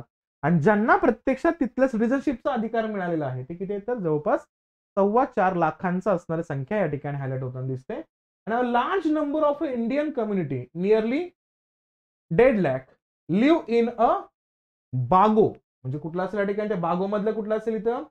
जियावडी अँड कुठला असेल इथं? कौटुंगा अँड अ तानी नाथारी reasons and a Mon state and are primarily engaged in farming. 3 महत्वपूर्ण ठिकाणांचा उल्लेख याच्यामध्ये येतो. कोणता असेल या ठिकाणी? बागो असेल, सोबतच कुठला असेल या ठिकाणी? तानी नाथरे रिजन असेल, आणि कुठला असेल? मॉन स्टेट असेल. इथं जे भारतीय आहेत का, ते कोणत्या असणाऱ्या व्यवसायाभोवती किंवा कोणत्या असणाऱ्या मेन गोष्टीभोवती आपल्याला कॉन्सन्ट्रेट आणि सेंट्रलाइज होताना दिसतात? तर फार्मिंग, शेतीच्या संबंधी आपल्याला या ठिकाणी भारतीय लोकांचं असणारं वावर, लोकांचं वास्तव्य, त्या ठिकाणी दिसतं. हाच इंडियन डायस्पोरा आपल्याला खूप महत्वपूर्ण ठरतो. आणि the NRI families in Myanmar mainly leave in a Yangon and are engaged in a export-import business or are employees of MNCs based in India, Singapore and Thailand. जे नॉन रेसिडेन्शियल इंडियन्स आहेत का, म्हणजे ज्यांच्याकडे passport भारताचा आहे पण शक्यतो राहता येते कुठं, म्यानमारमध्ये, तर त्यांचा मोस्ट ऑफ द जो काही लिव्हिंगचा झोन असेल का तो कुठला आहे, अँगोनचा आहे. आणि हे कोण आहेत शक्यतो, हे सगळे कोण आहेत त्या ठिकाणी, तर हे इम्पोर्ट एक्सपोर्ट बिझनेस मध्ये इन्व्हॉल्व असणारे आणि जे काही त्या ठिकाणी मल्टीनॅशनल कंपनीज आहेत का, MNCs आहेत का, त्या MNCs मध्ये ज्या MNCs कुठे काम करतायत, इंडिया, सिंगापूर, थायलंड मध्ये काम करतायत, त्याच असणाऱ्या कंपन्यांसोबत काम करणाऱ्या इंडियन्सच्या NRI फॅमिली आपल्याला म्यानमारच्या अँगून मध्ये जास्त कॉन्सन्ट्रेट होताना दिसत आहेत आणि त्यातून आपल्याला इंडियन डायस्पोरा या ठिकाणी हायलाइट होताना दिसतो, हे लक्षात घ्यायचं. मग एवढा इंडियन डायस्पोरा चांगला असेल त्या ठिकाणी आणि त्या असणाऱ्या प्रदेशामध्ये जर इंडियन डायस्पोरा वाढवायचा असेल किंवा भारताचा इन्फ्लुएन्स वाढवायचा असेल तर आपली कनेक्टिव्हिटी त्यांच्यासोबत होणं गरजेचं आहे. म्हणून काय लक्षात घ्यायचं, एअर लिंक्स विथ इंडिया आणि कुठलं लक्षात घ्यायचं, कन्व्हिनियंट ट्रॅव्हल रूट्स कोणते आहेत. खूप कमी आहेत एअरवेजच्या अनुषंगाने असणार त्यांचे लिंक, पण कोणते लक्षात घ्या. Thai Airways flies daily to various cities in India via Bangkok. कोणता असणारा एअरवेज त्यांना मिळतोय त्या ठिकाणी, तर थायलंडचा असणारा थाई एअरवेज हा त्या ठिकाणी डेली बेसिसवरती त्यांना ऍक्सेस देतो इंडिया सोबत कनेक्ट करण्याचा. कोणत्या मार्गे, बँकॉकच्या मार्गे. दुसरा उल्लेख केला तर Indian airlines flies Kolkata Yangon to and fro twice a week on Monday and Friday. म्हणजेच काय, भारताचा इंडियन एअरलाइन्स पण काय करतोय, फ्लाय करतो या देशांसोबत, पण तो काय करतोय, फक्त आठवड्यातून 2 दिवस आपल्याला त्या ठिकाणी फ्लाय होताना दिसतो. तो म्हणजे मंडे आणि फ्रायडे या 2 देशांचा उल्लेख येतो. म्हणजे तो जाणं आणि तोच फ्लाईट महागारी येणं, त्या अनुषंगाने हा मुद्दा याच्यामध्ये येतोय. म्हणजे कनेक्टिव्हिटी एवढी स्ट्रॉंग जरी नसली तर ते आपण करण्याचा प्रयत्न करतोय, हे लक्षात घ्यायचं. मग या देशासोबत जर अजून कनेक्टिव्हिटी वाढवायची असेल तर आपल्याला रिजनल ग्रुपिझम मध्ये महत्व देणं गरजेचं आहे. कोणकोणत्या ग्रुपमध्ये आपल्याला हा म्यानमार आपल्या भारतासोबत दिसतो आणि बऱ्याच युनायटेड नेशनच्या असणाऱ्या फोरम मध्ये, युनायटेड नेशनच्या असणाऱ्या एखाद्या डिसिजन मध्ये तो भारताची बाजू घेताना पण दिसतो का, तर त्यासाठी cooperations between India and Myanmar in the regional or sub regional context. कोणकोणत्या झोनमध्ये आपल्याला या 2 देशाचे कोऑपरेशन, सहसंबंध दिसतात. पहिला कोणता असेल तर आशियान, खूप महत्वाचं आहे. आशियान काय बघतो आपण या ठिकाणी, Myanmar become a member of ASEAN in July 1997. Myanmar आशियानचा मेंबर होतोय 1997 ला as the only ASEAN country which share a land border with India. Myanmar is a bridge between India and ASEAN. हे बघतोच आपण, हा काय करतोय, आशियन ग्रुपमध्ये आपल्याला भारताला कनेक्ट करण्यासाठीचा एक असणारा पूल म्हणून हा काम करतोय. A few proposals for a cooperations have been implemented and some are under the discussions with the Myanmar within the framework of ASEAN's IAI programming. म्हणजेच काय, या ठिकाणी जो इंटरनॅशनल अलायन्स आहे जो त्या पद्धतीनं कोलॅबरेशन्स करतोय, त्या अंतर्गत आपल्याला या असणाऱ्या ग्रुपमध्ये म्यानमारचा प्रेझेन्स आणि त्याचा फायदा भारतासाठी होणं या गोष्टी दिसत आहेत. जिथं आपल्याला प्रत्यक्षात काय होत आहेत, या असणाऱ्या फ्रेमवर्क मध्ये म्यानमार बसत असेल कोणाच्या, आशियान ग्रुपच्या, तर त्या आशियान ग्रुपच्या असणाऱ्या फ्रेमवर्क मध्ये भारतासाठी कशा पद्धतीने याचा उपयोग होतोय हेही बघणं गरजेचं असेल. आणि त्याच्यामध्ये बघितलं, जो आशियान ग्रुप आहे ना, तो त्याचा असणारा जो काही इंटिग्रेशन्स आहेत त्यालाच म्हणतात AIAI, म्हणजे initiative for ASEAN integration. Myanmar या IAI सोबत ज्या पद्धतीनं कनेक्ट होण्याचा प्रयत्न करतोय, त्याच्यामध्ये फ्रेमवर्क मध्ये बसण्याचा प्रयत्न करतोय, तो फ्रेमवर्क ऍक्च्युअली आहे काय, म्हणजे IAI आहे काय ते आपण नीट बघूया. हा लॉन्च कधी करण्यात आला होता, हा लॉन्च करण्यात आला होता 2000 मध्ये. म्हणजे मी काय करतो, थोडासा पार्टला एक्स्ट्रा एक्सटेंड करतोय. त्यासाठी to help the less developed countries of Cambodia, Laos, Myanmar and Vietnam. म्हणून ह्याला म्हटलं जातं काय, CLMV. काय म्हणलं जातं त्याला, CLMV. म्हणजे काय, हे देश हे लेस डेव्हलप्ड कंट्रीज आहेत या आशियान मधले, कंबोडिया, लाओस, म्यानमार आणि व्हिएतनाम. आणि त्यासाठी हा तयार केला होता इनिशिएटिव्ह फॉर आशियान इंटिग्रेशन, म्हणजे एकत्र येण्यासाठी आशियान देशांना आणि त्यांचा विकास करण्यासाठीचा असणारा हा ग्रुप तयार झाला होता, हे लक्षात घ्यायचं. आणि the IAI provides a technical assistance and a special support to these countries to help them implement ASEAN commitments and agreements. साहजिक आहे. आता हा ग्रुप का तयार केला, या ग्रुपच्या पाठीमागचा मूळ मुद्दा लक्षात घ्या. या ग्रुपचं मेन कारण तर कळलं आपलं की जे आशियान देशामध्ये लेस डेव्हलपिंग कंट्री आहेत का, त्यांना काय करायचंय, या ग्रुपमध्ये आणायचे. आणि त्या असणाऱ्या कंट्रीजमध्ये आपण कंबोडिया, लाओस, म्यानमार आणि व्हिएतनामचा उल्लेख केला. ब्रँडना काय करायचे, आशियान ग्रुप जे इनिशिएटिव्ह घेईल, जे मुद्दे डिसाईड करेल, त्यांना इम्प्रूव्ह करायचे, त्यांना इम्प्लिमेंट करायचे. त्या इम्प्लिमेंटेशन मध्ये जे प्रॉब्लेम्स असतील त्याला डील करायचे, त्याला टॅकल करायचं असेल तर हा IAI त्यांना मदत करतो, त्या देशांना मदत करतो, हे लक्षात घ्यायचं. आणि सगळ्यात महत्त्वाचा मुद्दा, दे IAI also helps these countries cope with the economic risk and challenges of a regional integration. जे प्रादेशिक समतोल साधायचे, प्रादेशिक एकीकरणामध्ये यायचे, आर्थिक विकेंद्रीकरणाचा मुद्दा येतोय, आर्थिक स्थिरता आणायचे, त्यासाठी सुद्धा हा असणारा IAI यांना मदत करतो, हे लक्षात घ्यायचं. आता रिसेंटली आता कोणता ऍक्शन आता वर्कमध्ये आहे का, तर येस, यालाच म्हणायचं IAI's वर्क प्लॅन नंबर 3. कधीचा आहे तो, 2016 ते 2020च्या कालखंडामध्ये आपल्याला ऍक्टिव्ह होताना दिसतोय. हा होता, आता कोणता ऍक्टिव्ह, तर नंबर 4 ऍक्टिव्ह आहे. कुठला, IAI's वर्क प्लॅन नंबर 4. तो कोणता असेल या ठिकाणी, 2021 ते 25 या कालखंडामध्ये हा ऍक्शन चाललंय.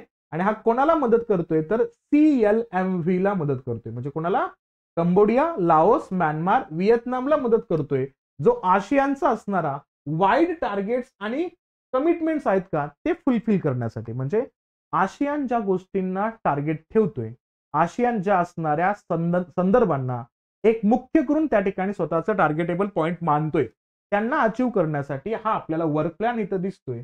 आणि हा काय तर, हा तर 5 इन डेप्थ असेसमेंटच्या अंतर्गत त्या ठिकाणी काम करताना दिसतो. मग काय लक्षात घ्यायचं या अंतर्गत, तर यासाठी तुम्हाला हे सगळे मुद्दे लक्षात घ्यायचं की हे IAI या 4 देशांच्याच बाबतीमध्ये का वर्क करतोय, तर लक्षात घ्यायचं कोणता, कंबोडिया, लाओस, म्यानमार, व्हिएतनाम. म्हणजे काय, CLMV कोऑपरेशन्स मेकॅनिझम. आता हा कोणत्या फील्डमध्ये कोऑपरेशन्स त्या ठिकाणी आणायचे, तर हे फील्ड लक्षात ठेवा. याच्यामध्ये येतो trade and investment, man power development, agriculture आणि इंडस्ट्री, यांना या ठिकाणी तो फोकसमध्ये आणतोय. सोबत काय या ठिकाणी एनर्जी, IT, ट्रान्सपोर्ट आणि टुरिझम यांचा उल्लेख येतो. हे झाले फील्ड्स आहेत कॉर्पोरेशनचे. आणि या ऑपरेशनल फील्ड्स किती आहेत सध्याला, तर 10 summits November 2004 to December 2020, ministerial and senior officers meeting सुद्धा याच्यामध्ये होतात. म्हणजे या देशांमध्ये, हे 4 देशांमध्ये एकत्रीकरणाचा मूळ मुद्दा पण येतो आणि सोबतच जे आशियान ग्रुप टार्गेट ठेवतो त्यांना सक्सेस करण्यासाठी सुद्धा मुद्दे इथं हायलाइट केले जातात. आणि याच्यामध्ये पाहिलं तर काय लक्षात घ्यायचं की 1.4 मिलियन किलोमीटरचा असणारा एरिया हा सगळे 4 देश कव्हर करता येतात. जवळपास 147 मिलियन पॉप्युलेशन या देशांमध्ये आहे.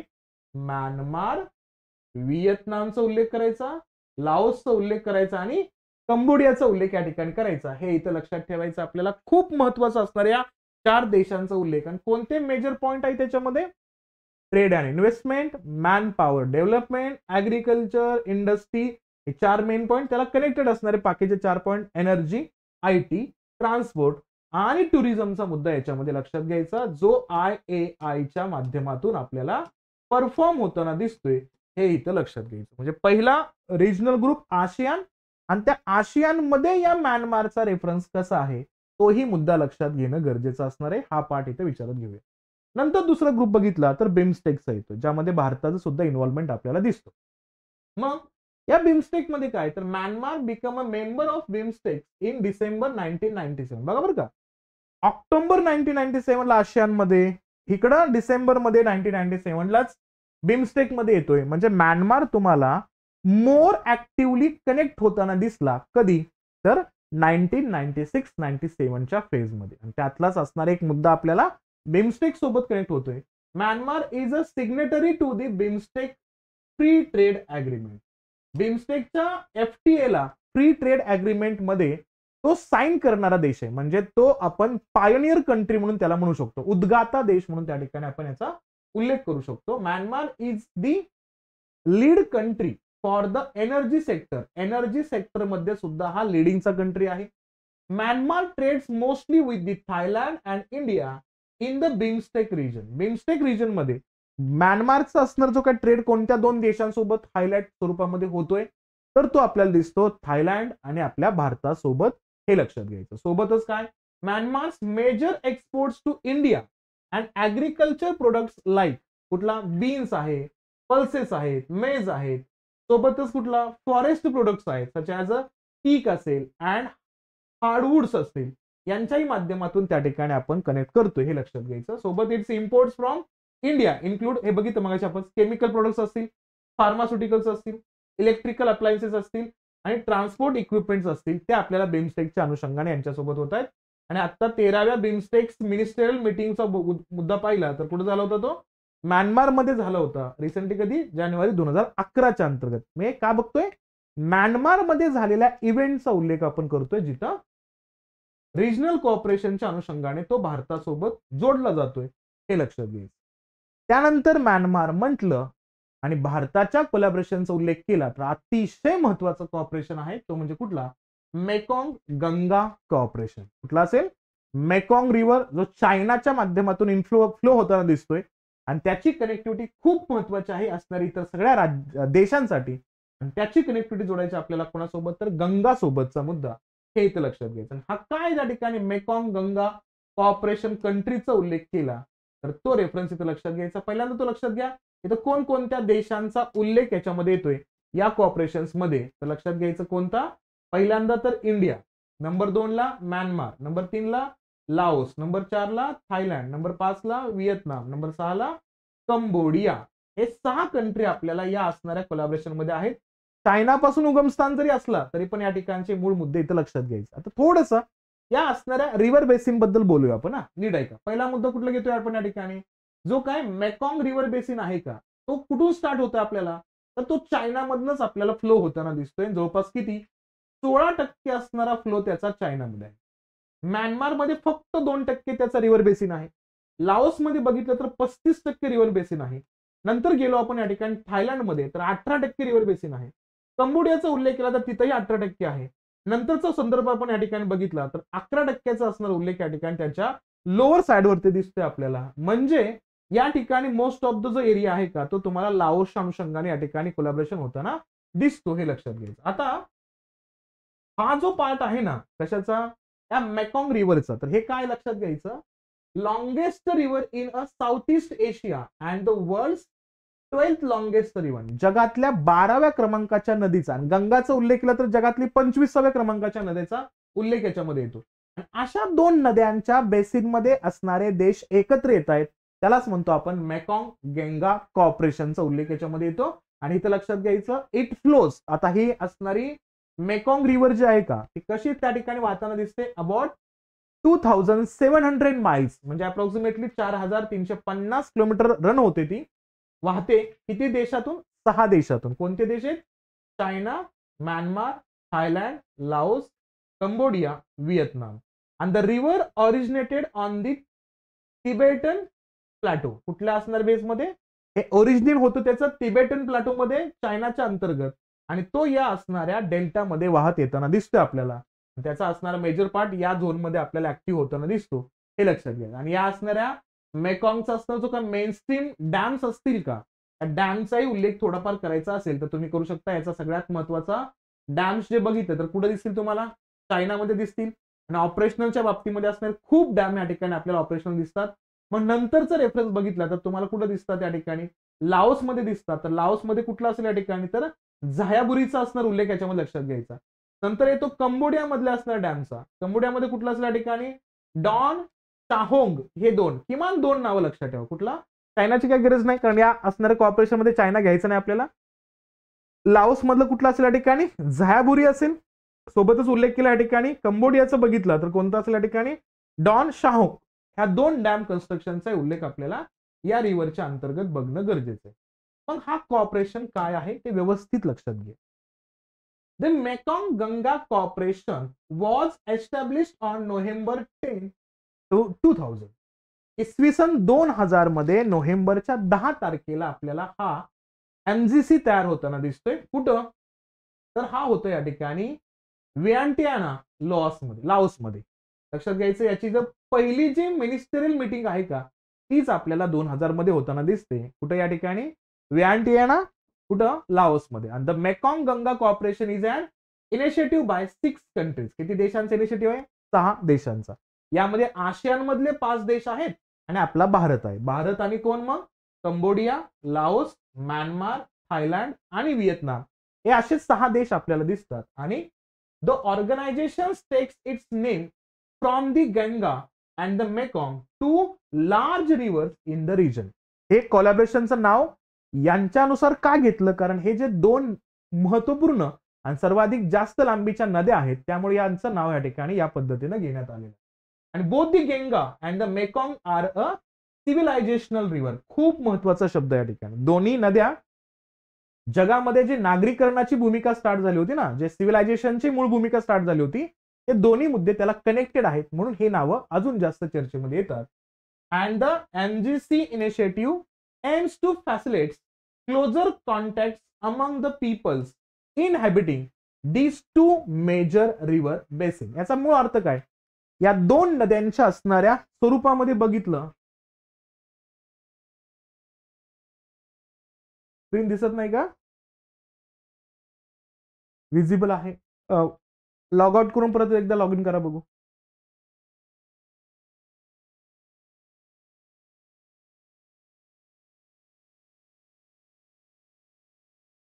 लॉग आउट करून लॉग इन करा आणि दिसायला लागले की मला सांगा.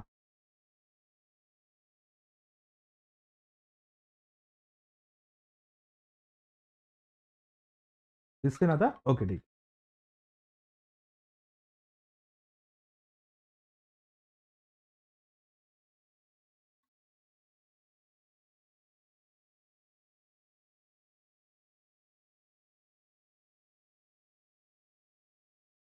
काय लक्षात घ्यायचं?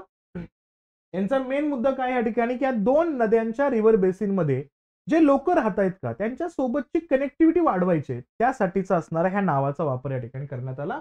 आणि MGC is also indicative to the of the cultural and a commercial linkage among the member countries of the MGC down the centuries. याचा मूळ मुद्दा काय होता या ठिकाणी की मागच्या काही शतकांमध्ये जे सांस्कृतिक आणि जे प्रत्यक्षात असणारे व्यावहारिक असणारे जो काय लिंकेज आहे का या प्रदेशामध्ये, तो लिंकेज परत एकदा एस्टॅब्लिश करण्यामध्ये या असणाऱ्या झोनचा वापर करायचा आहे. म्हणून ते या असणाऱ्या नद्यांना आणि त्यांच्या रिव्हर बेसिनला कनेक्ट करण्याचा प्रयत्न करतात. मग याच्यामध्ये काय असेल बघा? Culture, education, transport, communication are the 4 pillars of the Mekong Ganga corporation. कोणते 4 मुख्य स्तंभ आहे त्याचे? कल्चर, संस्कृती, शिक्षण, सोबतच दळणवळण आणि काय असेल या ठिकाणी संप्रेषण, कम्युनिकेशनचा उल्लेख याच्यामध्ये लक्षात ठेवायचा आपल्याला. हे 4 महत्वपूर्ण असणारे स्तंभ इथे लक्षात घ्यायचं. आणि याचं मुख्य उद्दिष्ट काय, ऑब्जेक्टिव्ह काय त्याचे असणार या मेकॉंग गंगा कॉर्पोरेशनच्या बाबतीमध्ये पाहिलं तर ती Mekong Ganga corporation aims at developing closer relations and better understanding among the member of countries. कोणकोणत्या गोष्टींमध्ये बेटर अंडरस्टँडिंग पाहिजे? पहिला मुद्दा, enhance friendship, solidarity and cooperation. काय करायचे? मैत्रीपूर्ण संबंध वाढवायचे, अखंडत्व टिकून ठेवायचे असणाऱ्या प्रदेशातून, आणि सगळ्यात महत्वाचा मुद्दा सहसंबंध वाढवायचे. पुढं, facilitating interstate movement and a transit. काय करायचे? या देशांदरम्यान आंतरराज्यीय असणारे आंतरदेशीय सहसंबंध प्रस्थापित करायचे. हा मूळ मुद्दा याच्यामध्ये असेल, त्यातूनच व्यापार करायचा आहे. Transport of goods and peoples in the region. इथं काय करायचंय? दळणवळण करायचंय वस्तूंचं आणि लोकांचं सुद्धा त्या असणाऱ्या प्रदेशातून. पुढे काय करायचं या ठिकाणी? इथं creating a necessary infrastructural facilities in the Ganga Mekong basin areas. काय करायचंय? आवश्यक असणारे निर्मितीजन्य काम सुद्धा या ठिकाणी करायचे गरजेपुरतं. म्हणजे काय? या रिव्हर बेसिन मध्ये जेवढे आवश्यक असतील तेवढा इन्फ्रास्ट्रक्चर बिल्ड सुद्धा करायचं आहे. Encouraging active participation in poverty eradication. महत्वपूर्ण मुद्दा काय, गरिबी संपवणं या असणाऱ्या मूळ हेतूखाली आपल्याला या ठिकाणी हे असणारा मेकॉंग गंगा कॉर्पोरेशन रन होताना दिसतोय, हे लक्षात घ्यायचं. आणि याचं स्ट्रक्चर कसं आहे, याची रचना कशी आहे, रचना कशी आहे नीट ऐका. The institutional structure of the MGC is yet to evolve properly. म्हणजे अजूनपर्यंत याचं स्ट्रक्चर काय एवढं स्ट्रॉंग नाहीये, कारण ते ज्या पद्धतीनं काम करेल, जसं गरज लागेल तसं ते आपल्याला उलगडत जाताना दिसतो. प्रॅक्टिकली याच्यामध्ये एवढे काही रिफॉर्म्स वगैरे होताना दिसत नाही. तरी पण according to the preliminary concept of paper approved by the MGC, नीट ऐका, ministerial meetings would be held annually back to back with the annual ministerial meetings. म्हणजे काय, वार्षिक मंत्री परिषदेच्या बैठकांचा सोबतच तुम्हाला काय घडतं या ठिकाणी, तर प्रत्यक्षात या मंत्रीस्तरीय असणारे जेवढे काही बैठका या प्रदेशांच्या अंतर्गत होतात त्या वार्षिक स्वरूपामध्ये होतात, ते लक्षात घ्यायचं. म्हणजे त्या त्या देशातले असणारे मंत्री त्या ठिकाणी आपल्याला एकत्र येताना दिसतात. सोबतच the chairmanship will be rotate in the alphabetical order. म्हणजे काय लक्षात घ्यायचं, इथं प्रत्यक्षात या ठिकाणी अक्षरांच्या रचनेनुसार या ठिकाणी मुख्यपद, अध्यक्षपद, चेअरमनशिप इथं दिली जाते, हेही लक्षात ठेवा. आणि the country which serve as a chair shall act as the secretariats to the carry out coordination and implementation of the corporation plan. म्हणजे जो या ठिकाणी चेअर असेल, म्हणजे चेअरमनशिप त्या ठिकाणी घेईल तो देश, तो या सगळ्यांमध्ये सहसंबंध प्रस्थापित करण्याचा प्रयत्न करेल. स्ट्रक्चर एवढं काही क्लिअर नाहीये, तरी पण तो मुद्दे लक्षात ठेवण्याचा प्रयत्न करा. बरं, याच्यामध्ये अजून ऍक्शन्स कसे चालतात, वर्किंग मुद्दे कसे असतात, तर Mekong Ganga corporation working mechanism कसं आहे ते बघूया. The working mechanism of Mekong Ganga corporation consist of the annual ministerial meetings, senior officials meetings and 5 working groups. कोण कोण आहे त्याच्यामध्ये, पहिला ग्रुप कुठला असतो, मिनिस्टरियल मीटिंग. एक अशी परिषद असते जिथं मंत्री असतात. दुसरी अशी परिषद असते जिथं त्या ठिकाणी सिनियर ऑफिशियल्स असतात, म्हणजे प्रशासकीय अधिकाऱ्यांची मीटिंग असते, ज्याला आपण शेर्पा मीटिंग म्हणतो. आणि तिसरं म्हणजे काय, ह्या 5 वर्किंग ग्रुपची सुद्धा त्या ठिकाणी मीटिंग असते. कोणते 5 वर्किंग ग्रुप्स या ठिकाणी, पहिला आहे वर्किंग ग्रुप ऑफ एज्युकेशन. जे 4 पिलर बघितले होते ना आपण या मेकॉंग गंगा कॉर्पोरेशनचे, तर त्याच 4 पिलरला ऍड आणायचे आणि फक्त एक मुद्दा ऍड करायचा. कुठला, पहिला एज्युकेशन आहे, टुरिझम आहे, कल्चर आहे, सोबतच working group of plan of actions आहेत. म्हणजे प्लॅन ऑफ ऍक्शन फक्त वाढवायचे, म्हणजे प्रत्यक्षात त्याच्यावरती कृती करणं. आणि वर्किंग ग्रुप ऑफ कम्युनिकेशन, म्हणजे 4 पिलरलाच घेऊन या ठिकाणी यायचंय. एज्युकेशन, टुरिझम, कल्चरल, कम्युनिकेशन, फक्त एक मुद्दा प्लॅन्स ऑफ ऍक्शन्स. हे 5 वर्किंग ग्रुप तुम्हाला या ठिकाणी वर्क होताना दिसतात, हेही इथं लक्षात घ्यायचं. ठीक आहे. मग यासोबत अजून कोणत्या ग्रुपमध्ये दिसतात, तर आपल्याला दिसायला सगळ्यात महत्वाचा मुद्दा येतो सार्क. पण सार्क मध्ये तो मेंबर नाही. सार्क मध्ये काय आहे संदर्भ या ठिकाणी लक्षात घ्यायचा, त्याला ऑब्झर्व्हरचं स्टेटस मिळालेलं आहे. कधी, ऑगस्ट 2008 मध्ये. ज्या सार्क मध्ये आपल्याला अफगाणिस्तान दिसतो, भूतान दिसतो, मालदीव, पाकिस्तान, बांगलादेश, इंडिया, नेपाळ, श्रीलंका दिसतात. तिथं आपल्याला या ठिकाणी ऍज अ ऑब्झर्व्हर म्हणून या ठिकाणी दिसतो, हे इथं लक्षात घ्यायचं. आता मी हा एक चार्ट, हा पेज मुद्दामून टाकलाय. तो काय, तर मेजर कोणकोणते प्रोजेक्ट चालू आहेत म्यानमारमध्ये, एक त्याचा एक उल्लेख याच्यामध्ये मांडलेला आहे. म्हणजेच कसं असेल या ठिकाणी, the government of India is actively involved in over a dozens projects in Myanmar, both in infrastructural and non infrastructural area. निर्मितीक्षम असणाऱ्या उत्पादनांच्या भूमिकेमध्ये व सेवा क्षेत्रामध्ये सुद्धा भारत इन्व्हॉल्व आहे. These includes a upgradations and resurfacing of the 160 kilometer long a Tamu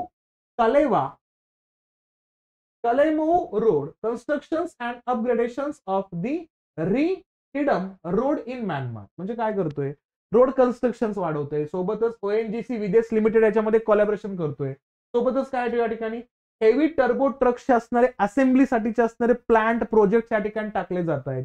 सोबतच काय केलं जातं या ठिकाणी, इथं भारत आणि इंडियामध्ये सेंटर फॉर इंग्लिश लँग्वेज सारखे असणारे कोलॅबरेशन्स येतात. खूप प्रोजेक्ट आहेत, फक्त एकदा वाचून काढा, जे काय केलं जातात या असणाऱ्या प्रदेशांमध्ये आपल्याला कनेक्ट होताना दिसतात, हे लक्षात घ्यायचं. पण या सगळ्या प्रोजेक्टमध्ये बॉस प्रोजेक्ट ठरतो, तो म्हणजे कोणता असेल, तर तोच असेल त्या ठिकाणी कालादान मल्टी मॉडेल. काय लक्षात घ्यायचं? Kaladan multi model transit transport project. लक्षातच ठेवायचं. विचारला तर प्रश्न याच्यावरतीच असेल, त्यामुळे याला फोकसमध्ये आणायचं. आणि इथं काय लक्षात घ्यायचं?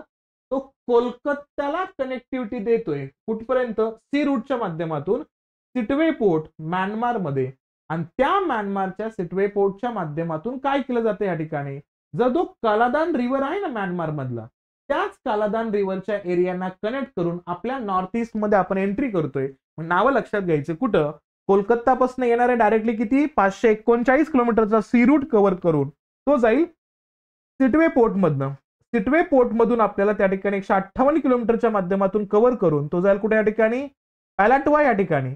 तिथून जाईल तो कुठं? 60 किलोमीटरचा एरिया कव्हर करून या ठिकाणी कुठलं? कालेटवा. पॅलेटवा कलेटवा. नंतर जाईल त्या ठिकाणी कुठलं? तर इथं जाईल तो इथं जोरिनपुई. इथं जाईल तो 49 किलोमीटरचा एरिया कव्हर करून. तिथून जो जाईल कुठे या ठिकाणी? तर लवानगतलाई या ठिकाणी जाईल तो 87 किलोमीटरचा एरिया कव्हर करून. मग तिथून पुढे जाईल तो कुठं? तर मिझोरामच्या असणाऱ्या ऐजवाल पर्यंत जाईल. तर या असणाऱ्या रूटला कनेक्ट करण्याचा प्रयत्न भारत करतोय. कोणत्या माध्यमातून? तर इंटरनॅशनल बॉर्डर्सला कनेक्ट करणारा Kaladan multi model transit transport प्रोजेक्टचा उल्लेख याच्यामध्ये लक्षात घ्यायचा. खूप महत्वाचा प्रोजेक्ट आहे. आणि या प्रोजेक्टच्या बाबतीमध्ये असणारा जो काही इनिशिएटिव्ह घेण्यात आला होता ना, तो कधी आला होता या ठिकाणी लक्षात घ्यायचं. मे 6, 2023 ला आपल्याला हा ऍक्टिव्ह ऑलरेडी झालेला आहे. आणि Indian prime minister recently held the inaugural run of a vessel from a Shyama Prasad Mukherjee port to Sittwe port Myanmar developed under the Kaladan multi modal transit transport project. आता काय केलं आपल्या पीएम साहेबांनी? एक प्रॉपर स्टार्टिंगचा असणारा वेसल प्रोग्राम त्या ठिकाणी launch केलाय. कुठल्या पोर्ट मधनं? श्यामाप्रसाद मुखर्जी पोर्ट मधून. तो कुठे गेलेला? आता सिटवे पोर्ट पर्यंत आपल्याला हा जाताना दिसतोय. 2023 चा असणार मुद्दा आहे. मग हा असणारा जो काही प्रोजेक्ट आहे तो प्रोजेक्ट काय आहे एक्झॅक्टली तो थोडस बघूया. About Kaladan multi modal transit transport प्रोजेक्टचा उल्लेख केला तर हा काय? हा एक लिंक तयार करतोय. कोणामध्ये? India and Myanmar via bay of Bengal. Bay of बेंगॉलच्या मार्गे आपण इंडिया म्यानमार मध्ये कोरिलेशन साठी लिंक तयार करतोय. It was jointly identified by India and Myanmar to create a multi model mode of transport for the shipment of cargo from the eastern ports of India to Myanmar as well as to the north eastern part of India to Myanmar. आता जे आपण मी connected मुद्दे सांगितले ना तेच connect करायचे तर आपल्याला पहिल्यांदा सी पोर्टच्या माध्यमातून सी रूटच्या माध्यमातून ही कनेक्टिव्हिटी असणार आहे. याच्यामध्ये मल्टी मॉडेल मोड असेल. कशाचे? ट्रान्सपोर्टचे. म्हणजे काय? याच्यामध्ये समुद्री मार्गाचा वापर, रस्ते मार्गाचा वापर, रेल्वे मार्गाचा वापर सुद्धा याच्यामध्ये इन्व्हॉल्व केला जाणार आहे. हे लक्षात घ्यायचं. It is being constructed by India under the grant in aid scheme. कोण तयार करणार आहे? भारतच तयार करणार आहे. आणि तो काय करेल? भारत त्या ठिकाणी रक्कम सँक्शन करणार आहे या असणाऱ्या म्यानमारला. कशा अंतर्गत? ग्रँट देणार आहे तो या असणाऱ्या ग्रँट इन ऍड स्कीमच्या अनुषंगाने रक्कम भारताची असणार आहे. once completed it will link Kolkata with a Sittwe seaport in a Rakhine state in Myanmar, primarily over the Bay of Bengal, covering over 500 kilometre. पहिला मेन टार्गेट काय असेल या ठिकाणी? कोलकाताला सिटवे पोर्ट सोबत कनेक्ट करायचंय. आणि ते कोणत्या स्टेट मध्ये आहे? तो राखिनी स्टेट मध्ये आहे. तो राखिनी स्टेटचा मुद्दा आपण बघितला. म्हणजे पहिला मूळ मुद्दा कोलकात्याची कनेक्टिव्हिटी कुठपर्यंत आपल्याला आणायचं या ठिकाणी? सिटवे पोर्ट पण आणायचंय कालादान रिव्हरला कनेक्ट करत असताना. म्हणून त्याचं नाव आपण त्या ठिकाणी या पद्धतीचं म्हणतो. हे लक्षात घ्यायचं. आणि याचे 4 महत्वपूर्ण स्टेजेस आहेत त्या प्रोजेक्टचे. कोणकोणते? पहिला कोलकाता सिटवे वॉटरवे. याच्यातून काय करायचंय? नदी मार्गाचा समुद्र मार्गाचा पाण्या मार्गाचा वापर सुरू करायचे. दुसरं सिटवे टू कुठला असेल या ठिकाणी? पॅलाटवे इनलँड. रिव्हर कालादानवरती वॉटरवे असणार आहे. म्हणजे इथं नदी मार्गाचा उल्लेख या ठिकाणी येतो. पुढे काय हो? Paletwa to India Myanmar border post in Myanmar. तिथून आपल्याला म्यानमारच्या बॉर्डर पर्यंत कनेक्टिव्हिटी वाढवायची. Finally linking the road to a Lawngtlai in Mizoram as a part of a project part of a project last leg. शेवटचा एक पाय म्हणून त्या ठिकाणी कुठपर्यंत पोहोचायचं आपल्याला, मिझोरामच्या असणाऱ्या कुठे या ठिकाणी लॉंग क्लाइंब इथपर्यंत आपल्याला पोहोचायचं हे लक्षात घ्यायचं. कनेक्टेड या प्रोजेक्टचे असणारे मूळ मुद्दे 4 फेजेस मध्ये आपल्याला ऍक्टिव्ह होताना दिसतील. आणि याचे बेनिफिट्स काय येतो या प्रोजेक्टचे. साहजिक आहे, एवढा मोठा इन्फ्रास्ट्रक्चर प्रोजेक्ट तयार करतोय, ग्रँट इन ऍड स्कीम मध्ये आपण ती रक्कम देतोय, अशा परिस्थितीमध्ये याचा बेनिफिट तर तेवढा स्ट्रॉंग असेल ना. The project is expected to contribute to the economic development of the north eastern states in India. पहिला तर मुद्दा तोच आहे, काय इकॉनॉमिकल डेव्हलपमेंट वाढवायचं आपल्याला नॉर्थ ईस्टच्या झोन मध्ये, हा मुद्दा लक्षात घ्यायचा. It also provides a strategic link to the north east, thereby a reducing pressures on the Siliguri corridor. अतिशय महत्वाचं. नॉर्थ ईस्टच्या झोन मध्ये इकॉनॉमिकल डेव्हलपमेंट करायचं, इकॉनॉमिकल कनेक्टिव्हिटी वाढवायची ते आहेच, पण जो मूळ मुद्दा आपला आहे ना, तो वेस्ट बेंगॉलच्या असणाऱ्या सिलिगुरी कॉरिडॉरच्या माध्यमातून जो कनेक्टिव्हिटी आपण नॉर्थ ईस्ट कडे करण्याचा प्रयत्न करतोय, म्हणजे आपल्या असणाऱ्या भारताच्या सिक्कीमच्या खालचा जो रूट आहे ना, तो थोडासा त्याचा लोड कमी करण्याचा प्रयत्न याच्यातून होणार आहे. बराचसा असणारा पार्ट या प्रोजेक्टच्या माध्यमातून आपल्याला बेनिफिशियल असेल, हे इथं सांगण्याचा प्रयत्न होतो. बरं, हे सगळं असताना भारताला चॅलेंजेस कोणते, चॅलेंजेस फॉर इंडिया. सगळ्यात महत्वाचा चॅलेंज कुठला आहे? China's influence on north east insurgency. सगळ्यात महत्वाचा मुद्दा, चायना ज्या पद्धतीनं म्यानमारवरती, बांगलादेशवरती, सोबतच उल्लेख केला भूटानवरती स्वतःचा प्रभाव पाडण्याचा प्रयत्न करतोय, त्याच्यातून आपल्याला नॉर्थ ईस्ट मधला असणारा वाढता प्रभाव हा आपल्याला कमी करणं गरजेचं असणार आहे. याच्यामध्ये ever since the coup, China's economic grip over a Myanmar has become a tighter with the special focus on project critical for the China Myanmar economical corridor. China काय करतोय? चायना म्यानमार सोबत कोलॅबोरेशन करून एक economical corridor तयार करतोय. साहजिक आहे, Myanmar त्यांचा ऐकणारच आहे, कारण त्यांच्यातून फंडिंग त्यांना प्राप्त होतोय. तो सगळ्यात मोठा कन्सर्निंग पार्ट असेल भारतासाठी. Moreover, the recent deadly attack on a Assam rifles convoy near the Myanmar border was a reminder about the proclivity of China for creating a trouble in the north west. सगळ्यात महत्वाचा मुद्दा, चायनाचा presence कशातून दिसला आपल्याला?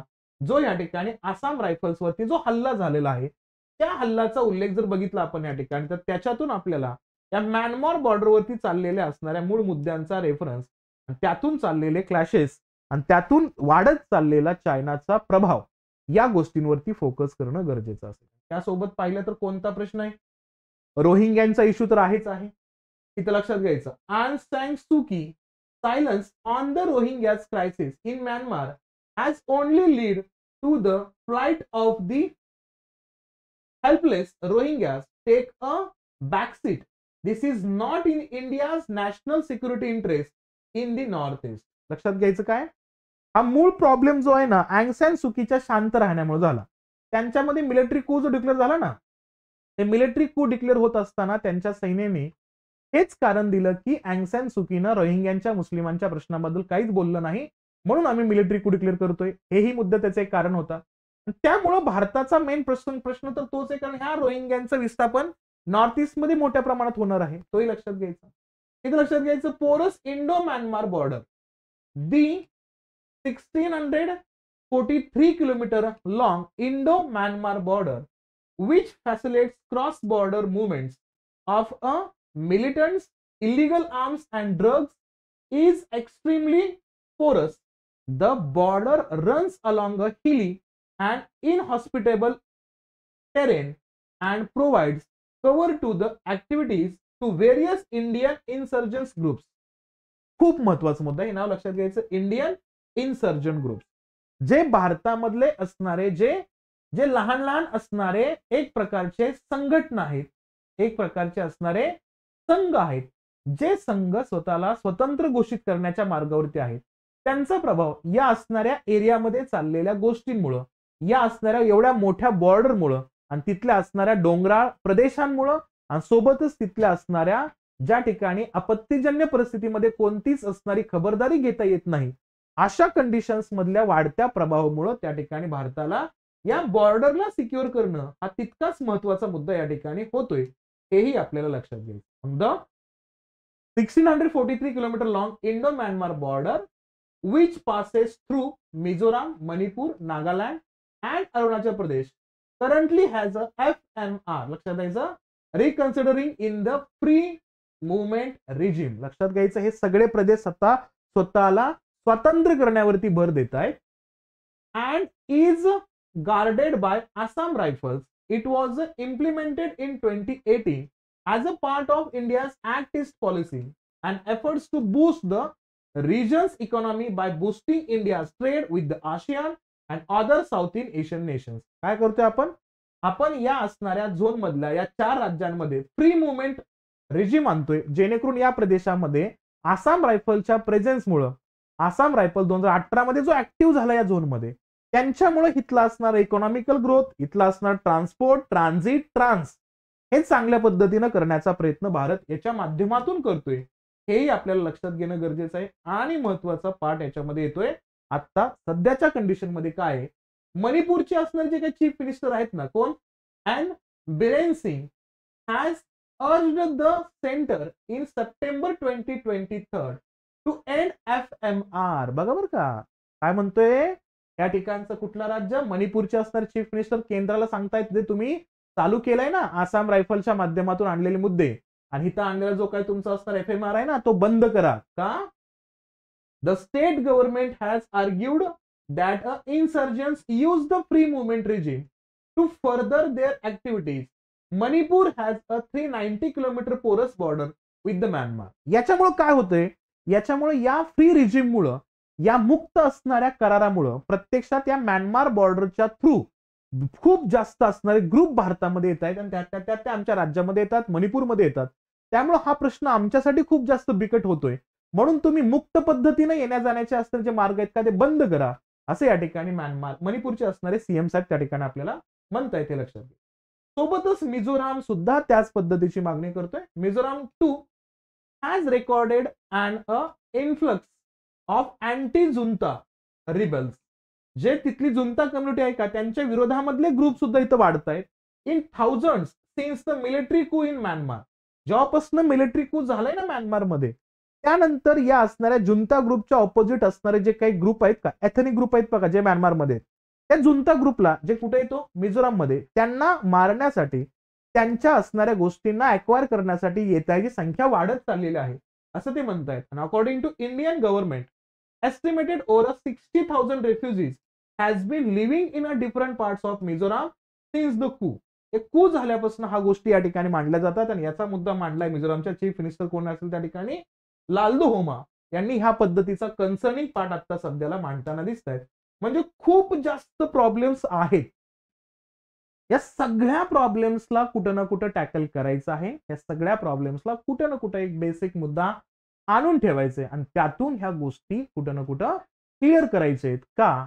कारण भारत हा म्यानमारला कशा दृष्टिकोनातून बघतोय, तर आशियानचा असणारा फ्रंट गेट म्हणून बघतोय. सोबतच या म्यानमार सोबतचे आपले जे काही मल्टी मॉडल प्रोजेक्ट्स आहेत का, ते रन मध्ये आणल्यानंतर नॉर्थ ईस्टचा विकास त्या ठिकाणी ऑटोमॅटिक होईल, या गोष्टींचा विचार करून त्या ठिकाणी हे मुद्दे आणतायत. आणि तसाच आपण विचार करून या म्यानमार सोबतच्या भारताच्या कोरिलेशनच्या मुद्द्यांकडे फोकस करायचे. पण याच्यामध्ये तुम्हाला ज्या रिसेंट घटना घडतायत तिथंही लक्ष देणं गरजेचं आहे. कोणकोणते असणारे बॉर्डरवरचे स्टेट आहेत, त्यांचे सीएमचं म्हणणं काय आहे त्याच्याकडे पण लक्ष देणं गरजेचं आहे. मग त्यातून हे कोरिलेशन्स आपल्याला मांडायचे आन्सर्स मध्ये, हे इथं लक्षात घ्यायचं. ठीक आहे, समजले का मला सांगा. थोडासा लेंदी होता हा पार्ट, कंटेंट खूप जास्त आहेत, पण काय हरकत नाहीये, महत्वपूर्ण आहे. क्वेश्चन आलाच या मुद्द्यावरती, सगळे पॉइंट लिहून टाका, आरामात मार्क तुम्हाला मिळून जातील. ठीक आहे, समजलं का मला सांगा.